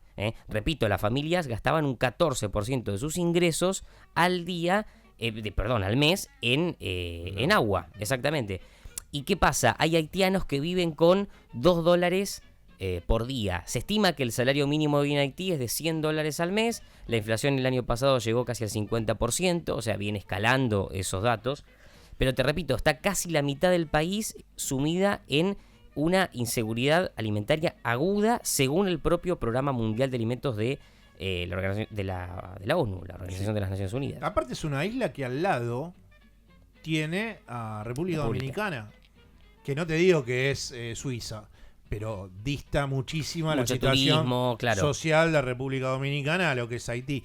En algún momento, hace algunos años atrás, no sé si en el documental de Al Gore hay una imagen, me parece que es en ese documental sobre cambio climático, mostraban el límite entre Haití y República Dominicana, y por ejemplo, en Haití está todo deforestado. O sea, es como que es tierra de nadie. Claro. En cuanto a cultivos y cero cuidado del medio ambiente. Y vos del otro lado de la frontera, que es República Dominicana, ya ves todo verde. Todo verde, claro. árboles. Es fuerte la imagen. Está claramente distinguido por el turismo que hay en República Dominicana. También hay barrios, por supuesto, complicados en ese país. Sí. Pero se dice que por República Dominicana ingresan, por ejemplo, las armas ilegales, o también incluso armas legales. Se estima que hay unas 600.000 armas legales e ilegales circulando en Haití en este momento, para un país que tiene poco menos de 12 millones de habitantes. Es mucho, 600.000 armas es bastante, y esto habla de que el 60%, por ejemplo, de la capital, Puerto Príncipe, la capital de Haití, hoy está controlada por bandas que se dedican a secuestros, muertes de efectivos policiales. Por ejemplo, se contabilizó que en el mes de enero de este año murieron 14 policías por enfrentamiento y falta de equipamiento a la hora de enfrentarse a estas bandas de secuestradores. Sí. Me parece interesante lo de, para cerrarlo, haciendo un dibujo de la cuestión política. Sí. Porque recién estábamos hablando del presidente Moise, a quien mataron a los tiros, que él era el líder en ese momento del partido de gobierno, un partido de centro-derecha, que se llama el partido haitiano Tetkale. Así es. ¿Qué significa Tetkale? Dirán ustedes en sus casas. Bueno, Tetkale significa cabeza calva, en un criollo haitiano, y es liberalismo, centro-derecha, y en realidad hay como una cuestión de la sucesión, o sea, Moise, Jovenel, ¿no? Sí, Jovenel exacto. Moise en realidad termina siendo un líder que es impuesto por el que fue el presidente Michel Martelly, que era el presidente anterior a Moise. O sea, Así que este es. partido viene en el gobierno haitiano desde el 2012 en adelante, más o menos. Sí, 2012, 2011. Claro. Ahora, la oposición, porque Henry, que es el actual presidente, también es del Tetkale. Claro, que digamos, asumió 48 horas antes de que maten a Jovenel Moise. Ahora, ¿quién se opone a este partido de centro-derecha en Haití? Que hace Bueno. más de 10 años que está en el poder. Bueno, hay, por ejemplo, un partido que está Hay una en Lilita auge. Carrió haitiana. Claro, es por ejemplo, Jean Renel, que hace poco dio entrevistas, es un ex senador. Recordemos que Moise, antes de morir, disuelve el Parlamento, como dije, en enero de 2020. Desde entonces, en Haití no hay diputados, no hay, digamos, un presidente como tal, electo. A Castillo le fue mejor, diría algún analista peruano, ¿no?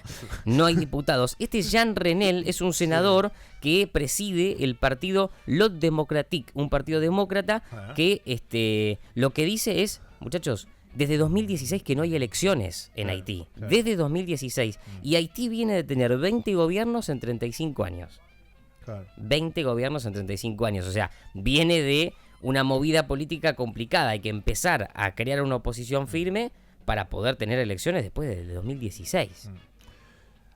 ¿Tenés casi todo vendido o querés algún dato final? No, creo que estamos bien. Así no me regañas después. Me quedó este dato de Haití, no sé qué. Sí. Pero el último dato es... ¿Ves cómo es? ¿Ves cómo es? Sí. Porque me hiciste acordar de esto. Falta el agua en Haití, decíamos. Bueno, también falta el combustible. En 2022 el gobierno anunció la suba de casi un 100% en los precios de los combustibles. Esto hizo obviamente que la gente saliera a la calle, que haya saqueos, que haya protestas. ¿Pero por qué? Porque como falta el combustible, porque en el mundo falta el combustible tras la guerra, el combustible sirve para poder potabilizar agua. Y lo que sucede es que no se está pudiendo conseguir el combustible para este tipo de plantas depuradoras. Si estuviésemos en México dirían que en realidad hay un problema que termina trayendo al guachicolero, que es una palabra muy interesante que AMLO dice en alguna mañanera tras otra. El guachicolero, que es el que labura traficando combustibles en el DF y alrededores. El guachicolero, como me gusta eso. Vamos a hablar ya no más de Haití, de política internacional, sino que nos está esperando por lo que sucede en la provincia de Santa Fe, el diputado provincial por UCR Evolución, y él se llama Juan Cruz Cándido. ¿Qué tal, Juan Cruz? Marcelo Aymar te saluda, buen día.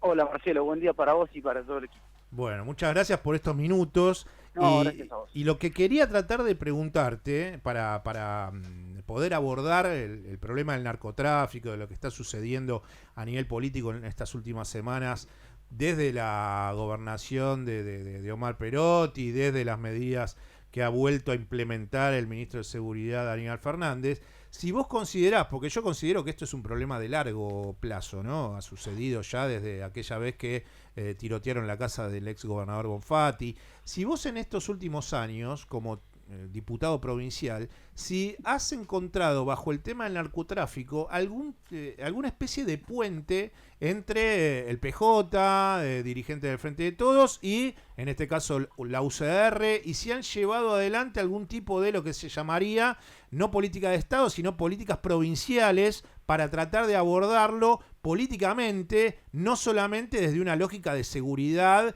y de contener a estas mafias mediante la violencia, ¿no?, explícita que lleva adelante el Estado. A ver, no pudo haber acuerdo en las cuestiones de largo plazo.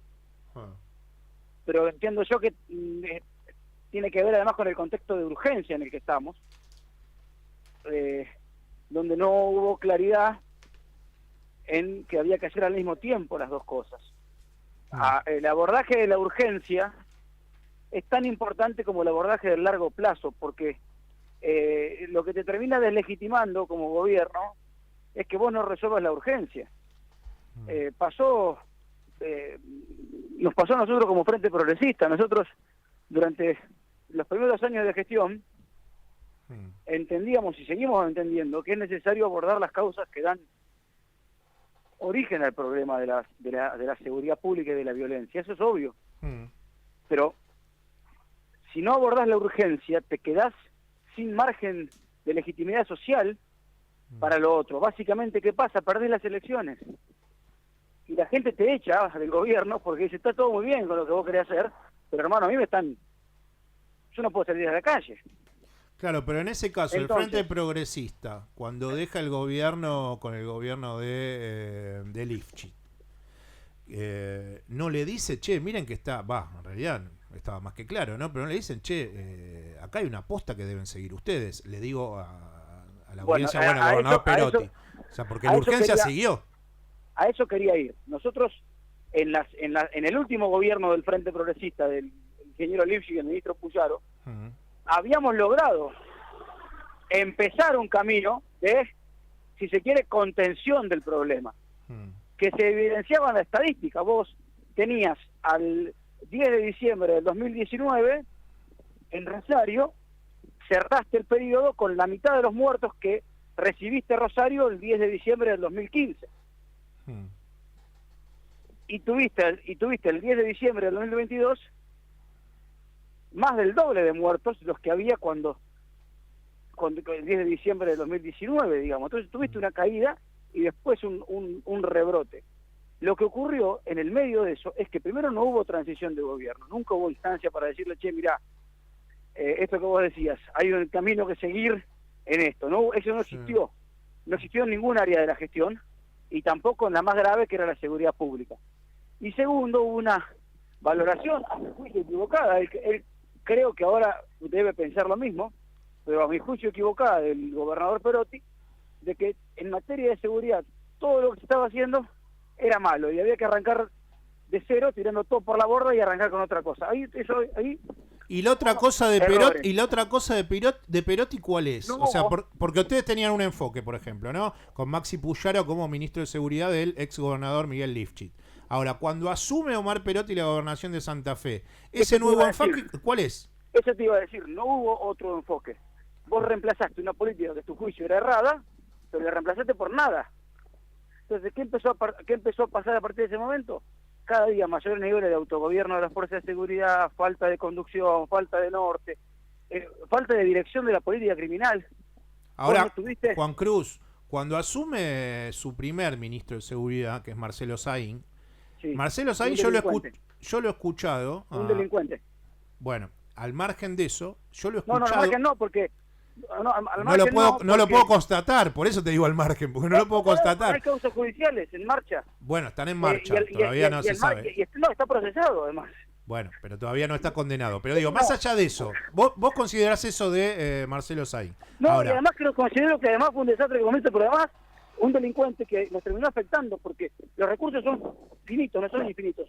Y él los recursos que tenía a disposición los utilizó para montar una red de espionaje ilegal, no para la seguridad pública. Un delincuente. Bien, pero lo que yo quería preguntarte, Juan Cruz, era lo siguiente. Yo lo he escuchado a él en declaraciones, en entrevistas que dio. Sí, que es hábil declarando. Que cuando él quiso presentar sus proyectos de reforma sobre temas de seguridad en lo tendiente al narcotráfico, cuando quiso presentar esos proyectos en la legislatura provincial de la provincia de Santa Fe, ni siquiera formaron un quórum o ni siquiera lo escucharon sobre las ideas que él traía. ¿Cuál es tu apreciación sobre eso? Y esa era la pregunta. Bueno, te pido más que apreciación, hechos. Porque hay cuestiones que uno puede tener valoraciones sobre las cosas, son buenas, malas, feas, lindas. Ahora, hechos son hechos. Si googleas en este momento, vas a encontrar la información. Fue al revés de lo que dice Marcelo Saín, que es un hábil declarante y que tiene el micrófono abierto en todos lados para decir las pelotudeces que se le ocurran decir. Perdón que lo diga así. Y además, hasta está la versión taquigráfica porque estaba el cuerpo de taquígrafos presente. El que no fue él a la reunión. Estaba la legislatura, el recinto preparado, estábamos nosotros esperándolo, los taquígrafos tomando nota de que estábamos esperándolo y no apareció nunca. Fue una reunión al bloque del PJ y nos dijo, si quieren venir, vengan al bloque del PJ a hablar. Entró en la legislatura y en la foto histórica de que él entra en la legislatura haciendo los dedos en B, haciéndose el guapo, pero no fue al recinto donde lo estaban esperando. Nunca apareció. Las explicaciones que le pedíamos, que era que venga a contarnos de qué se trataba el plan y a explicar las preguntas que teníamos. Por ejemplo, un plan de seguridad pública que en una provincia como la de Santa Fe, que tiene problemas en Rosario, pero que tiene 1000 kilómetros de largo, y es una de las principales provincias agropecuarias de la Argentina, un plan de seguridad pública que no incorporaba dentro de la estructura de la policía rural. Cosas que eran básicas, que les preguntábamos. Un plan de seguridad pública donde el ministro de Seguridad, se puso dentro de la ley como que él era el que dirigía la estrategia de persecución penal de la provincia, en lugar de la fiscalía. Cosas que eran obvias y que le queríamos preguntar. Bueno, avanzar el proyecto, pero escuchando lo que pensábamos los demás también. Y nunca vino. Fue un gran charlatán. Iba de chip. Juan Cruz, ¿y vos considerás? De la Federación de Comercio. Está bien, muy lindo todo. Ahora, a donde se presenta el plan, la ley, que en la Casa de las Leyes no apareció nunca. Juan Cruz, ¿y vos considerás que, según las medidas que el otro día lanzó la administración de Alberto Fernández, pero más en específico su ministro de Seguridad, Aníbal Fernández, en donde intenta generar como una especie de agencia específica para tratar de contener lo que es el lavado de plata, ¿no? El lavado de dinero que ha generado esa duda desde la capital de, che, ¿por qué crece tanto inmobiliariamente Rosario? Pensá que el que te está entrevistando hace años que no va a Rosario, pero sí desde esta ciudad vemos, bueno, el crecimiento inmobiliario de Rosario, la pujanza a nivel de cantidad de edificaciones inmobiliaria, y en realidad muchas veces eso está relacionado con, bueno, pero es plata de la droga la que hace ese crecimiento de la construcción en Rosario. ¿Vos considerás que esa medida de Aníbal Fernández de empezar a trabajar cuáles son los activos y cuál es el lavado de dinero que generan los narcotraficantes y que meten esa plata negra dentro del sistema blanco de la economía rosarina, ¿te parece que es positivo ese enfoque o considerás que debe manejarse desde otra política o con otro funcionamiento? A ver, déjame por un lado que te valore la medida y después que quiero hacer una valoración respecto al planteo en general. La medida es buena. A ver, yo no creo que sea necesario en esta época de tanta informatización y de bases de datos y de trabajo remoto. Me parece un poco demagogo tener que venir a abrir una oficina para que ese sea el hecho. La verdad es que si estamos hablando, si para hacer una investigación de movimientos de activos hace falta una oficina, porque la investigación no va a funcionar mucho, porque evidentemente no hay tecnología. Yo, mientras haya gente, personal, capacitado, haciendo el trabajo, lo pueden hacer en una oficina acá, lo pueden hacer en el medio del campo, en Estados Unidos, donde sea, porque evidentemente para esto necesitas tecnología, y dentro de la tecnología está la conectividad. ¿Y por qué no lo hizo antes? ¿Por qué no lo hizo antes el Ministerio de Economía del gobernador Perotti? ¿O por qué no lo hicieron los ministros de Economía de Lifchit o de Bonfatti? No, pará. Nosotros teníamos una dirección de análisis patrimonial en el Ministerio de Seguridad de la provincia de Santa Fe en la gestión anterior. Dirección que tengo entendido que no existe más. Ahí se había empezado a hacer investigaciones, por ejemplo, que derivaron en aportes para los operativos donde se terminó deteniendo a los cabecillas de los monos, a Esteban Alvarado, que anoche se quiso fugar de la cárcel federal. Esas detenciones se produjeron todas, con causas hechas por la provincia de Santa Fe. Ninguna por causa federal, las primeras detenciones. Todos cayeron por decisión de la provincia de Santa Fe. No hubo nadie, ni de Buenos Aires, ni de ningún lado, que lo venga a detener. Fuimos nosotros con la policía de Santa Fe los que los detuvimos. Aunque ahora nos miran a todos como si fuéramos los leprosos de la Argentina. Y segundo, y ahí quería decirte la valoración al respecto. Rosario también tiene potencial económico. Rosario tiene con qué tener un boom inmobiliario. Desde acá, de esta zona, yo estoy ahora caminando por el río en Rosario, de esta zona sale la riqueza de la Argentina. De esta zona salen las mayores exportaciones del país. Santa Fe es la provincia que más diferencial le aporta a la balanza comercial de la Argentina. Tiene derecho a tener bonanza económica. La verdad es que nos digan que la bonanza económica que hubo o que hay tiene que ver con el narcotráfico, me parece una falta de respeto. Sí creo que hay mucho vinculado a eso y al lavado de activos que tiene que ver con otras también actividades de la economía que también hay en la ciudad de Buenos Aires. O vamos a decir que la bonanza económica de Buenos Aires es justa y la de Rosario es injusta. No, podría decir lo mismo de Puerto Madero, y de hecho se dice también eso. No lo veo diciendo en todos lados. No, como la verdad que no. El San Benito a nosotros, claro. de que si no parece que acá fuéramos los colombianos y allá fueran y el resto del país fueran los suizos. Sí, no, la estigmatización sobre Rosario de algunos sectores de la prensa en este último tiempo es feroz. En eso tenés toda la razón. De la prensa y de la política, porque al mote de narcosocialismo no lo puso la prensa y tampoco lo puso la derecha, sino que lo puso el kirchnerismo. Sí, lo dijo Andrés Larroque en la Cámara de Diputados. Exactamente. Sí. Quería preguntarte desde el enfoque político, siendo dirigente radical y dentro del radicalismo de evolución, que entiendo que te referenciás con el senador Martín Lustó. Y la UCR está teniendo como ciertas rispideces en cómo encaran desde Juntos por el Cambio algunas políticas dirigentes del PRO y dirigentes de la UCR. Cuando Patricia Burch habla de si yo llego a ser presidenta en el 2023, bajo directamente en Santa Fe o en Rosario al ejército, ¿la UCR considera lo mismo? ¿Vos como diputado provincial santafesino considerás que tiene que ser así, que directamente el ejército lo manden a hacer cosas del cual no está ni formado ni preparado? Yo creo que el planteo de Patricia hay que agregarle una vuelta de rosca para hacerlo viable. Y es en realidad desplazar al ejército, cumplir funciones que hoy cumple la gendarmería, por ejemplo de frontera, y traer a la gendarmería como apoyatura logística para la seguridad de Santa Fe.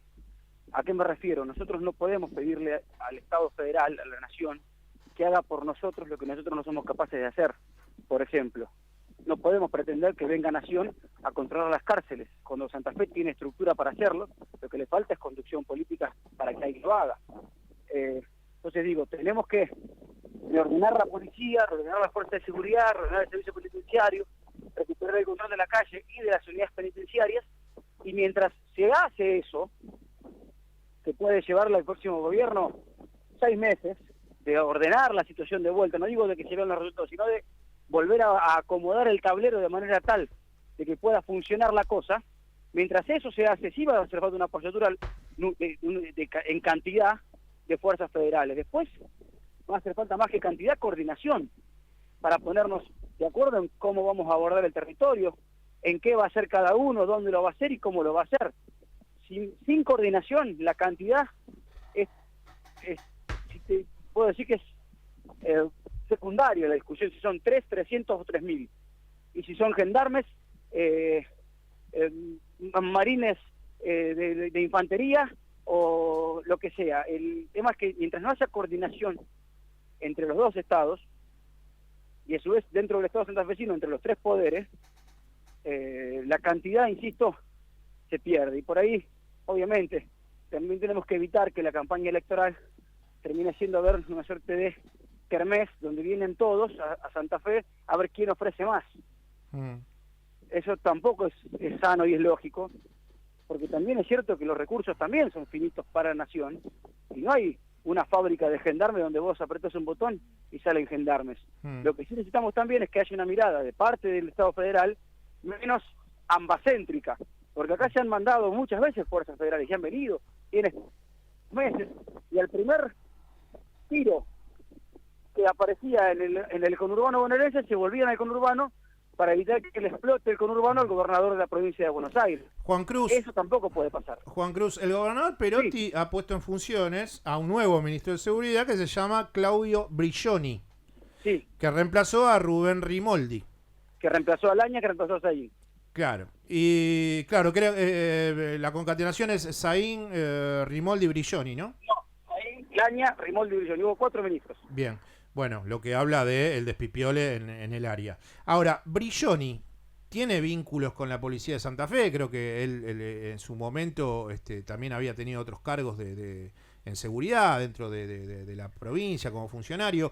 La pregunta era, ¿vos considerás que en qué niveles o en qué porcentajes o en qué áreas la policía de la provincia de Santa Fe está contaminada de narcotráfico, de relaciones con el narcotráfico? ¿Pensás que Brilloni puede solucionar algún tipo de problemáticas que tienen que ver con esa connivencia entre narcotraficantes y comisarios de la provincia de la policía de Santa Fe? A ver, datos. Brilloni no es policía, es gendarme retirado. Y conoce la provincia porque fue durante el gobierno anterior el responsable de la coordinación de las fuerzas federales en el territorio santafesino. Entonces conoce la provincia, es una persona con mucha experiencia y es una persona seria, que hoy parece, decir que alguien es serio sería normal, pero hoy acá en Santa Fe es algo extraordinario, digamos. En la Argentina en realidad es extraordinario que es alguien serio ocupando lugares de responsabilidad seria. Dicho esto, no te puedo decir un porcentaje, no sé en qué porcentaje, hay de todo, como en todos lados. Lo que no puedes hacer es confundir y decirles a todos que son narcotraficantes, a todos que son burros, a todos que son inútiles, porque generas una reacción que es la que está pasando hoy. Nadie tiene ganas de hacer nada, porque es lo mismo el que hace las cosas bien que el que hace las cosas mal. Entonces digo, yo me corro de ese discurso, porque además creo que es reduccionista y es simplista, la culpa la tiene la policía. Lo que creo que estamos fallando en nosotros como Estado, en el control de la policía. Vos cuanto más instancias haya de control y menos margen les des para el autogobierno, los tipos que están decididos a cometer delitos tienen menos influencia o menos margen de acción. No vas a evitar nunca que haya un tipo desleal, un ladrón, un delincuente, un corrupto. Eso no lo vas a evitar porque son cuestiones que no se aprenden en ningún lado y que vienen quizás intrínsecas a la persona. No lo vas a evitar en la policía, no lo evitas en la política, no lo evitas en el periodismo.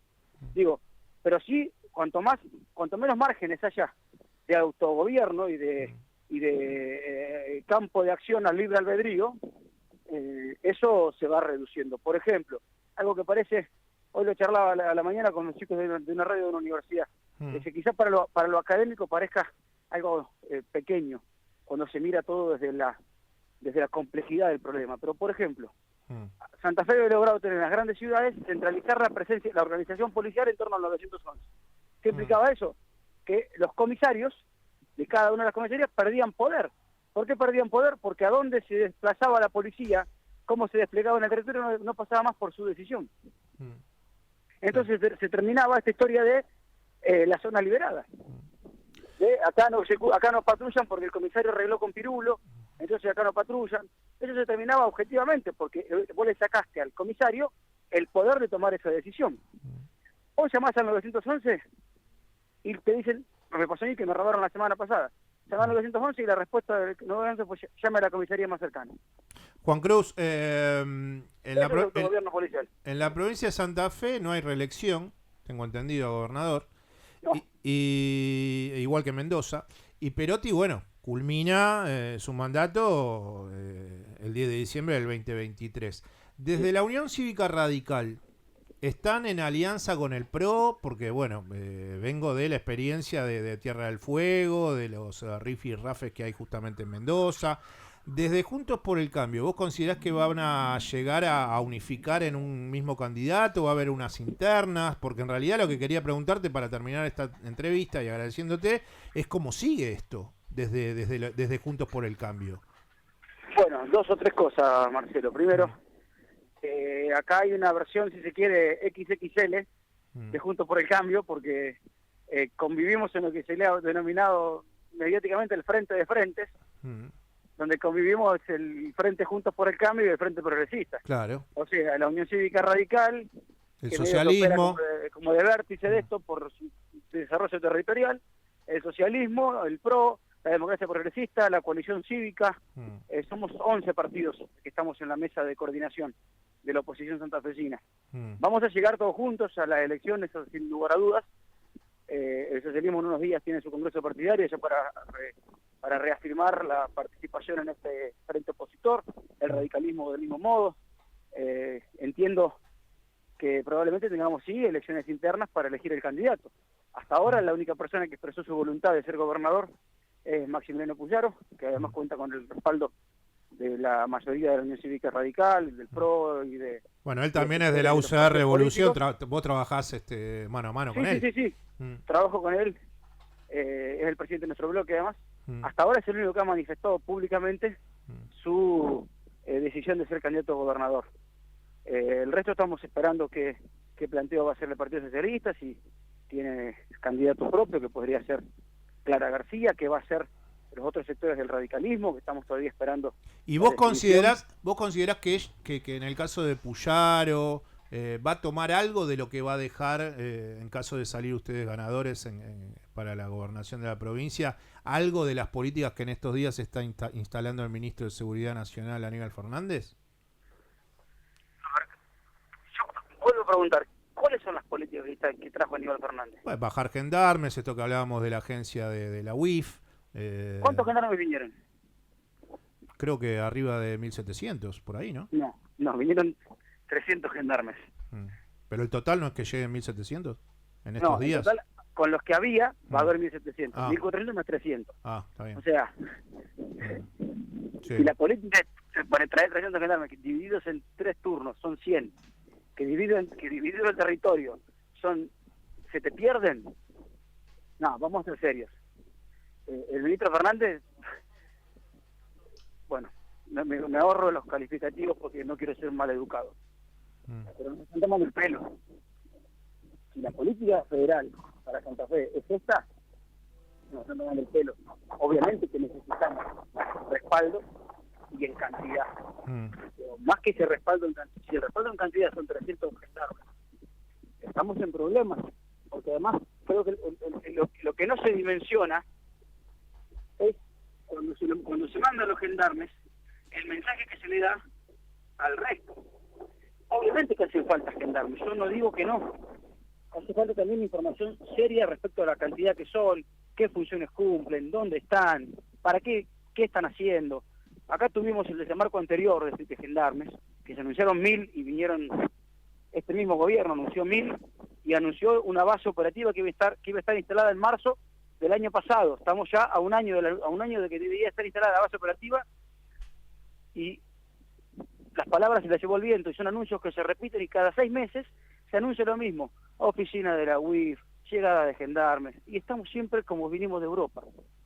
Y ponen a los gritos. Entonces digo, la verdad es que primero pedimos que nos traten con seriedad, que tratemos el tema con seriedad de parte de la Nación. Segundo, que el abordaje sea coordinado. Y tercero, que la presentación pública de este abordaje o de este trabajo conjunto no termine siendo perjudicial. Si yo te mando los gendarmes y vos los aceptás y los dos decimos que los mandamos porque la policía son unos inútiles, porque no saben trabajar, porque son todos unos brutos, qué sé yo, es muy probable que vengan 300 y se te desincentiven para trabajar 24.000. ¿Y qué ganaste? Al contrario, perdiste. Necesitamos que Nación y la provincia aborden el tema, que lo hagan, pero que lo hagan de manera seria, no con show. Ahora se les dio, por ejemplo, por reabrir comisarías. Entonces, nosotros entendíamos y seguimos entendiendo que no hace falta una red de comisarías en el territorio extendida, porque los recursos tecnológicos te permiten que la gente hable por teléfono y llame al 911 en lugar de ir hasta la comisaría cuando le pasa algo. Bueno, y además porque si queremos centralizar todo para que no haya control territorial de personas, sino de un sistema que lo coordine y que evite la discrecionalidad y la arbitrariedad, y con eso reduzca el margen para la corrupción o el negociado, lo menos que tenés que hacer es abrir comisarías. Bueno, como la gente pide seguridad, la respuesta de Maus de encontramos fue abrir comisarías. Entonces ahora están abriendo comisarías. Dicen, no, abrimos las comisarías que cerró el gobierno anterior. Y tienen cada vez menos policía en la calle porque la policía tiene que estar dentro de la comisaría cuidando la comisaría o cuidando al preso que está en la comisaría. Entonces digo, hay que ser serio y uno entiende la urgencia y el reclamo social, pero no se puede dar respuesta al reclamo social solamente con gestos para la tribuna. Desembarcan los gendarmes, se abren las comisarías y al día siguiente ¿qué? Juan Cruz, ha sido un placer hablar con vos estos minutos. Un gusto. Y te mando un abrazo y esperemos estar hablando durante este año 2023. Ojalá sea por mejores cosas. Un gusto. Buen fin de semana. Chau, Hasta chau. luego. Chau, chau. Quien está hablando con nosotros era el diputado provincial por UCR Evolución de la provincia de Santa Fe y se llama Juan Cruz Cándido. Sábado en la radio. Pasó a Valores, AM 1420. Voy a cambiar esta cortina. Bueno, aviso. Bien. Tal vez me ayudas vos en la semana. Dale. Ya me aburrió un poco. Va a estar el padrino, no sé qué, llegando con el coche. Pero hay que preguntarle a Martín, ¿no hay que esperar a cambiar la temporada? La cabeza del caballo, ya está. No sé. No, esto me parece que no. Como son se puede... subterfugios pequeños, podemos movernos nosotros. Está bien, yo para no crear un despipiole en el grupo. Había un tema libre. Así es. Thomas Hobbes. ¿En qué circunstancias se consideran valientes? Decía nuestro conductor. Y bueno. La audiencia se ha expresado y qué cosas dicen, José. Me siento valiente cuando espero el colectivo sola después de las 23 horas. Bien. Dice, se merece un aplauso. Muy bien, Oriana, ¿Qué más? Por acá dice, Marcos dice, me siento valiente cada vez que pruebo una comida o un condimento nuevo. Soy una persona de gustos clásicos. Es para mí un sacrificio probar comida nueva. Bueno, su lengua a veces se lo agradece y otras veces no. Bueno, sí, exacto.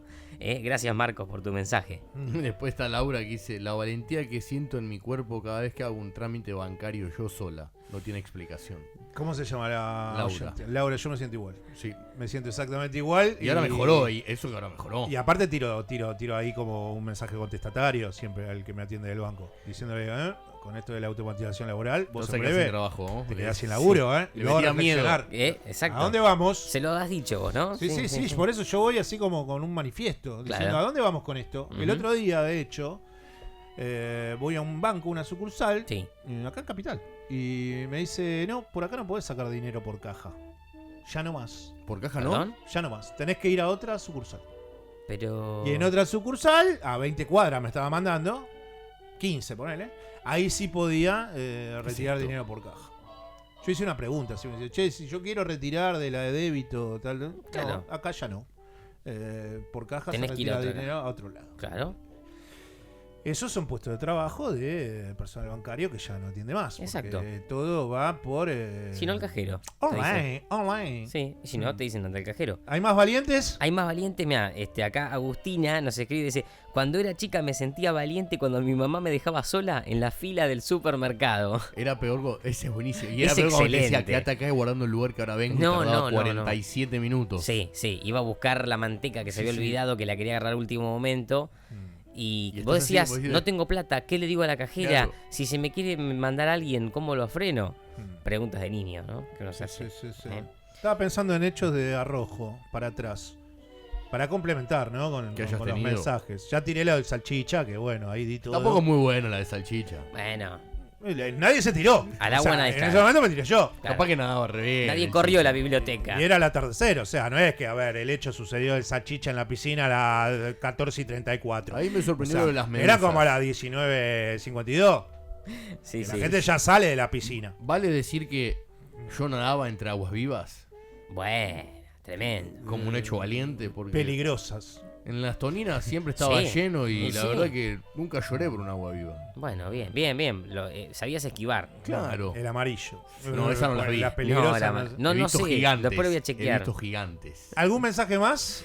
Tenemos que leer el de nuestro operador. No sé Sí, si lo a querés ver, dejar para el Charlie, ¿qué último. pasa? Muy Charlie. valiente. Es este. muy bueno. Es muy Charlie bueno. Muy Fowler. valiente, muy valiente. Toda la de Screen fue a ver, Charlie. Hace unos años fui a las cataratas de Iguazú Sí. y había pumas sueltos. Pumas sueltos en las cataratas de Iguazú. Tensión. De las cataratas a la ciudad recomendaban volver en trencito Sí, y no caminando para evitar los pumas. claro. Fui valiente y volvimos caminando sin miedo los pumas. Yo creo que Bien. teníamos que hacerlo neutro esto. Se en algún terminó momento. Estaría sacando... bueno, Hace unos años fui a las cataratas de Iguazú y había pumas. Se terminó sacando una foto con Hugo Porta. Bueno, más allá de eso, después continuamos Por supuesto. con mensajes en los últimos minutos de este programa, pero vamos a hablar con el vicepresidente de la Cámara de Diputados de la provincia de Buenos Aires por el Frente Renovador, que en realidad es uno de los partidos que forman la coalición del Frente de Todos, y él se llama Rubén Slayman. ¿Qué tal, Rubén? Buen día. Marcelo Aymar te saluda. ¿Cómo estás? Hola Marcelo, muy buenos días. Los escucho ¿Sabés que empezamos activamente. Bueno, muchas gracias. ¿Sabés que empezamos el programa de hoy con el anuncio y el discurso de Axel el otro día en el inicio de sesiones de la Cámara de Diputados de la provincia de Buenos Aires? Los discursos extensos que suele decir el gobernador de la provincia de Buenos Aires, repletos de datos, en donde son muy frondosos en gestión y en poder describir cuáles son el día a día de gobierno de la provincia de Buenos Aires. Lo que quería era que me contestases qué es lo que en definitiva cuando lo escuchás termina solidificando lo que en algún momento fue como ciertas dudas del peronismo ante el advenimiento de la gobernación de Axel Kicillof, y por qué, por ejemplo, y lo comparto y lo hago a modo de pregunta, yo lo veo extremadamente aplomado en este último comienzo de año de gestión de Axel. ¿Cuál es tu impresión sobre estos años de la gobernación de Axel al frente de la provincia? Mira, ha sido una grata sorpresa el gobernador, la gestión del gobernador. Realmente para mí, yo soy diputado desde el 2011.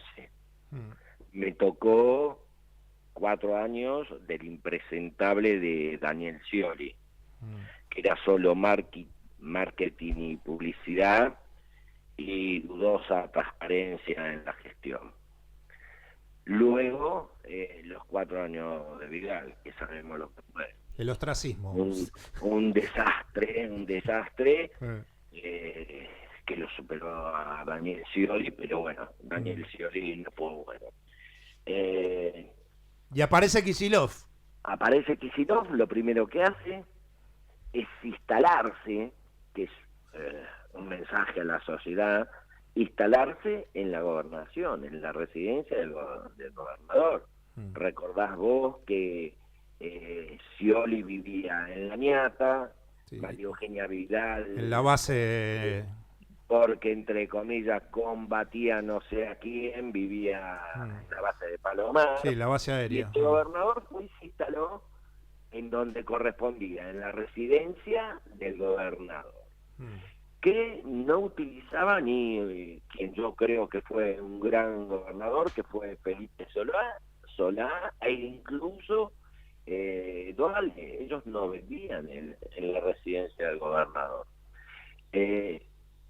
Con esto, viviendo ahí, como es la vida de Axel Kicillof, se levanta a 6:30 de la mañana, 7:15 está en su despacho, que lo tiene a 40 metros, hasta cualquier hora. Bueno, el tipo me demostró a mí que es muy trabajador. Las condiciones por cuales, en particular, el Frente Renovador y yo, apoyamos la reelección del gobernador.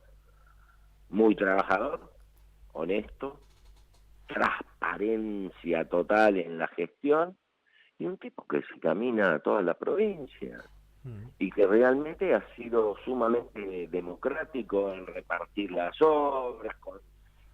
Acá no es que priorizó a los distritos gobernados por el oficialismo, no, a todos. Rubén. Más de 140 escuelas nuevas, muchas escuelas nuevas, y restauradas a nuevo otras.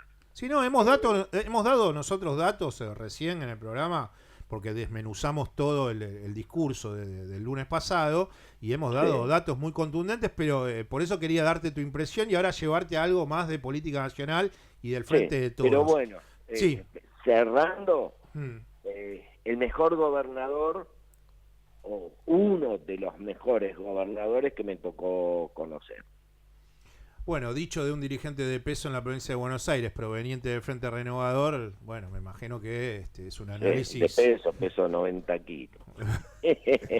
Rubén, has estado en un lugar, seguramente en varios, en donde yo he querido estar, pero periodísticamente hay uno que en las últimas semanas estuviste y yo no estuve, y que es Mateu 130. Fuiste parte de la primera reunión de la mesa política de parte del Frente Renovador como un dirigente de peso en la provincia de Buenos Aires, en la reunión de la mesa política de Mateu 130 de hace un par de semanas atrás. ¿Vos considerás que, más allá de algunas cosas que me podés dar en cuanto a tu mirada de esa reunión, vos considerás que el Frente de Todos va hacia una lógica, después de haber escuchado a Cristina ayer? También es incipiente, ¿no?, el análisis, pero bueno, Cristina habló ayer, no habló tanto a nivel político, sino también con definiciones más bien tajantes desde lo económico. Pero ¿vos considerás que el Frente de Todos va, en definitiva, hacia una lógica de vamos todos a las PASO? ¿Basta del dedo? No sé. Realmente no te podría afirmar una cosa así. Sí te puedo decir muy por arriba las cosas que rescato yo de la reunión donde los 33 dirigentes, llámese principales, excluirme a mí, del Frente de Todos, se sentaron a una mesa, y realmente para mí sorprendente la razonabilidad de los planteos. No se escuchó una voz elevada. Se conversó, se planteó lo bueno, lo malo de nuestra gestión de todos estos 3 y pico de años, las diferencias políticas, pero con un respeto que yo digo, realmente para mí he participado en muchas reuniones provinciales. Yo soy una persona que me dedico a la provincia de Buenos Aires. y he participado en innumerables reuniones, ninguna como esta, en cuanto siempre había algún quilombero, digamos así, que planteaba, no, porque tenemos... No, un respeto total. Una reunión que duró casi 6 horas, que cada uno pudo manifestar su punto de vista respecto a la gestión actual, respecto a lo que le gustaría que se haga, que se habló de la campaña electoral, de los tiempos electorales, de las paso o no paso, se habló de todo. Me pareció importantísima la reunión. Yo creo que en días, no más de 20 días, 30 días, vamos a tener una segunda reunión donde se habló, donde se va ya a definir más el tema de la campaña electoral y todos los temas electorales. Rubén. De lo que dijo ayer Cristina, ¿qué te puedo decir? Es la principal dirigente del Frente de Todos. Es la que más adherentes, digamos así, tiene dentro del espacio, es la que más compañeros y también no encuentro bien el término quieren votar, es la que mejor mide, pero bueno, ella ha planteado... Pero vos considerás que ella tendría que ir una paso si decide revertir su posición. No, mirá, yo te digo la verdad, sea ella o sea otro compañero, el candidato, yo creo que se debe resolver en esa mesa de conducción del Frente de Todos. No, me parece que si bien se habló de que puede haber paso en esa reunión, yo soy partidario de que haya, lo logramos un consenso. En 2019, lo logramos en el 2021, que haya consenso con candidato único para presidente, vice y gobernador. Bien, se ha logrado, no te olvides, 2019 elegimos presidente, vice, diputados nacionales, gobernador, legisladores provinciales, y en el 95% de los distritos no tuvimos paso, tuvimos un candidato único a intendente. Si lo logramos en el 2019, lo logramos en el 2021, ¿por qué no lo vamos a lograr ahora? Que las condiciones son distintas, son mejores para lograr un candidato que unifique a todo el Frente de Todos. Rubén, te tengo que... se me va el programa. Sea Cristina, aunque está proscripta, sea quien sea, no importa. Si vos me preguntas a mí me gustaría que fuera Sergio Massa. Claro. Bueno, él también, como Cristina, ha dicho que no sería candidato, que él está abocado a la economía. Pero bueno, si no es en esta, será dentro de 4 años el candidato, y voy a trabajar 24 por 7 días, todas las semanas hasta la campaña, ¿no? Rubén, hasta la elección. Te agradezco mucho, como siempre. Estaremos hablando de acá algunos meses y te mando un abrazo y buen fin de semana. Un abrazo grande y bueno, perdón por no haber podido atender antes. Me habría gustado seguir conversando. Sí, tengo un par de preguntas, pero bueno, es lo que nos debemos para una próxima conversación de acá a unos meses y te tomo la palabra. Así que te mando un abrazo y buen fin de. Un abrazo a ustedes y a su audiencia. Dale. Abrazo, Rubén, gracias. Quien está hablando con nosotros era Rubén Slayman, quien es el vicepresidente de la Cámara de Diputados de la provincia de Buenos Aires y además es un dirigente de mucho peso en la provincia de Buenos Aires y representa al Frente Renovador, que es uno de los partidos que componen la coalición del Frente de Todos. ¡Montiel! ¡Somos campeones del mundo! 36 años tuvimos que esperar. Tanto que había luchado durante toda mi carrera se me dio casi al final. Quiero seguir viviendo unos partidos más siendo campeón del mundo. Los sábados pasó a Valores. Me obliga Charlie a venderlo. Vamos a venderlo para el sábado que viene porque esto... Segundos. Mirá cómo te lo leo. En plena Guerra Fría, sospechaba de sus adversarios rusos. Por eso se sacó las amalgamas de la dentadura temiendo que le hubieran colocado un transmisor. El sábado que viene ampliamos esta historia. Pará. El final, lo de las amalgamas, eso no lo entendí muy Por bien. eso se sacó las amalgamas de la dentadura. Imagínate que serían las coronas. Claro, no había como hacerte un perno y corona. Claro. Estamos hablando de mucha Guerra Fría. Sí. Temiendo que le hubieran colocado un transmisor. Vamos a contar la historia de una persona que es Bobby Fischer, ídolo del ajedrez, que cumplió años el mismo día que yo, el 9 de marzo. Dije, voy a traer esta historia. Pero bueno, falleció ya hace bastante. Pero se cumplieron 80 años de su nacimiento. De Bobby Fischer cumple el 9 de marzo, igual que yo. Y se ve que, bueno, algo con la inteligencia ahí hay, sí. Así que el sábado que viene ampliamos esta historia de Guerra Fría. Ha sido un programa tranquilo. ¿Qué te queda a vos? ¿Algún mensaje, algo dando vueltas? No, saludar a nuestro equipo, a Oriana, a Agustina y a Martina, que están en la producción, en la parte de redes, en todo eso. Bien. José, nos vamos. Nos vamos. Es así. Cada vez más cerca del descenso Independiente. No. Gracias, Fabián Doman. Metele un poco más de optimismo. Si aparte con el cuerpo dirigencial 9 que tiene. puntos del descenso.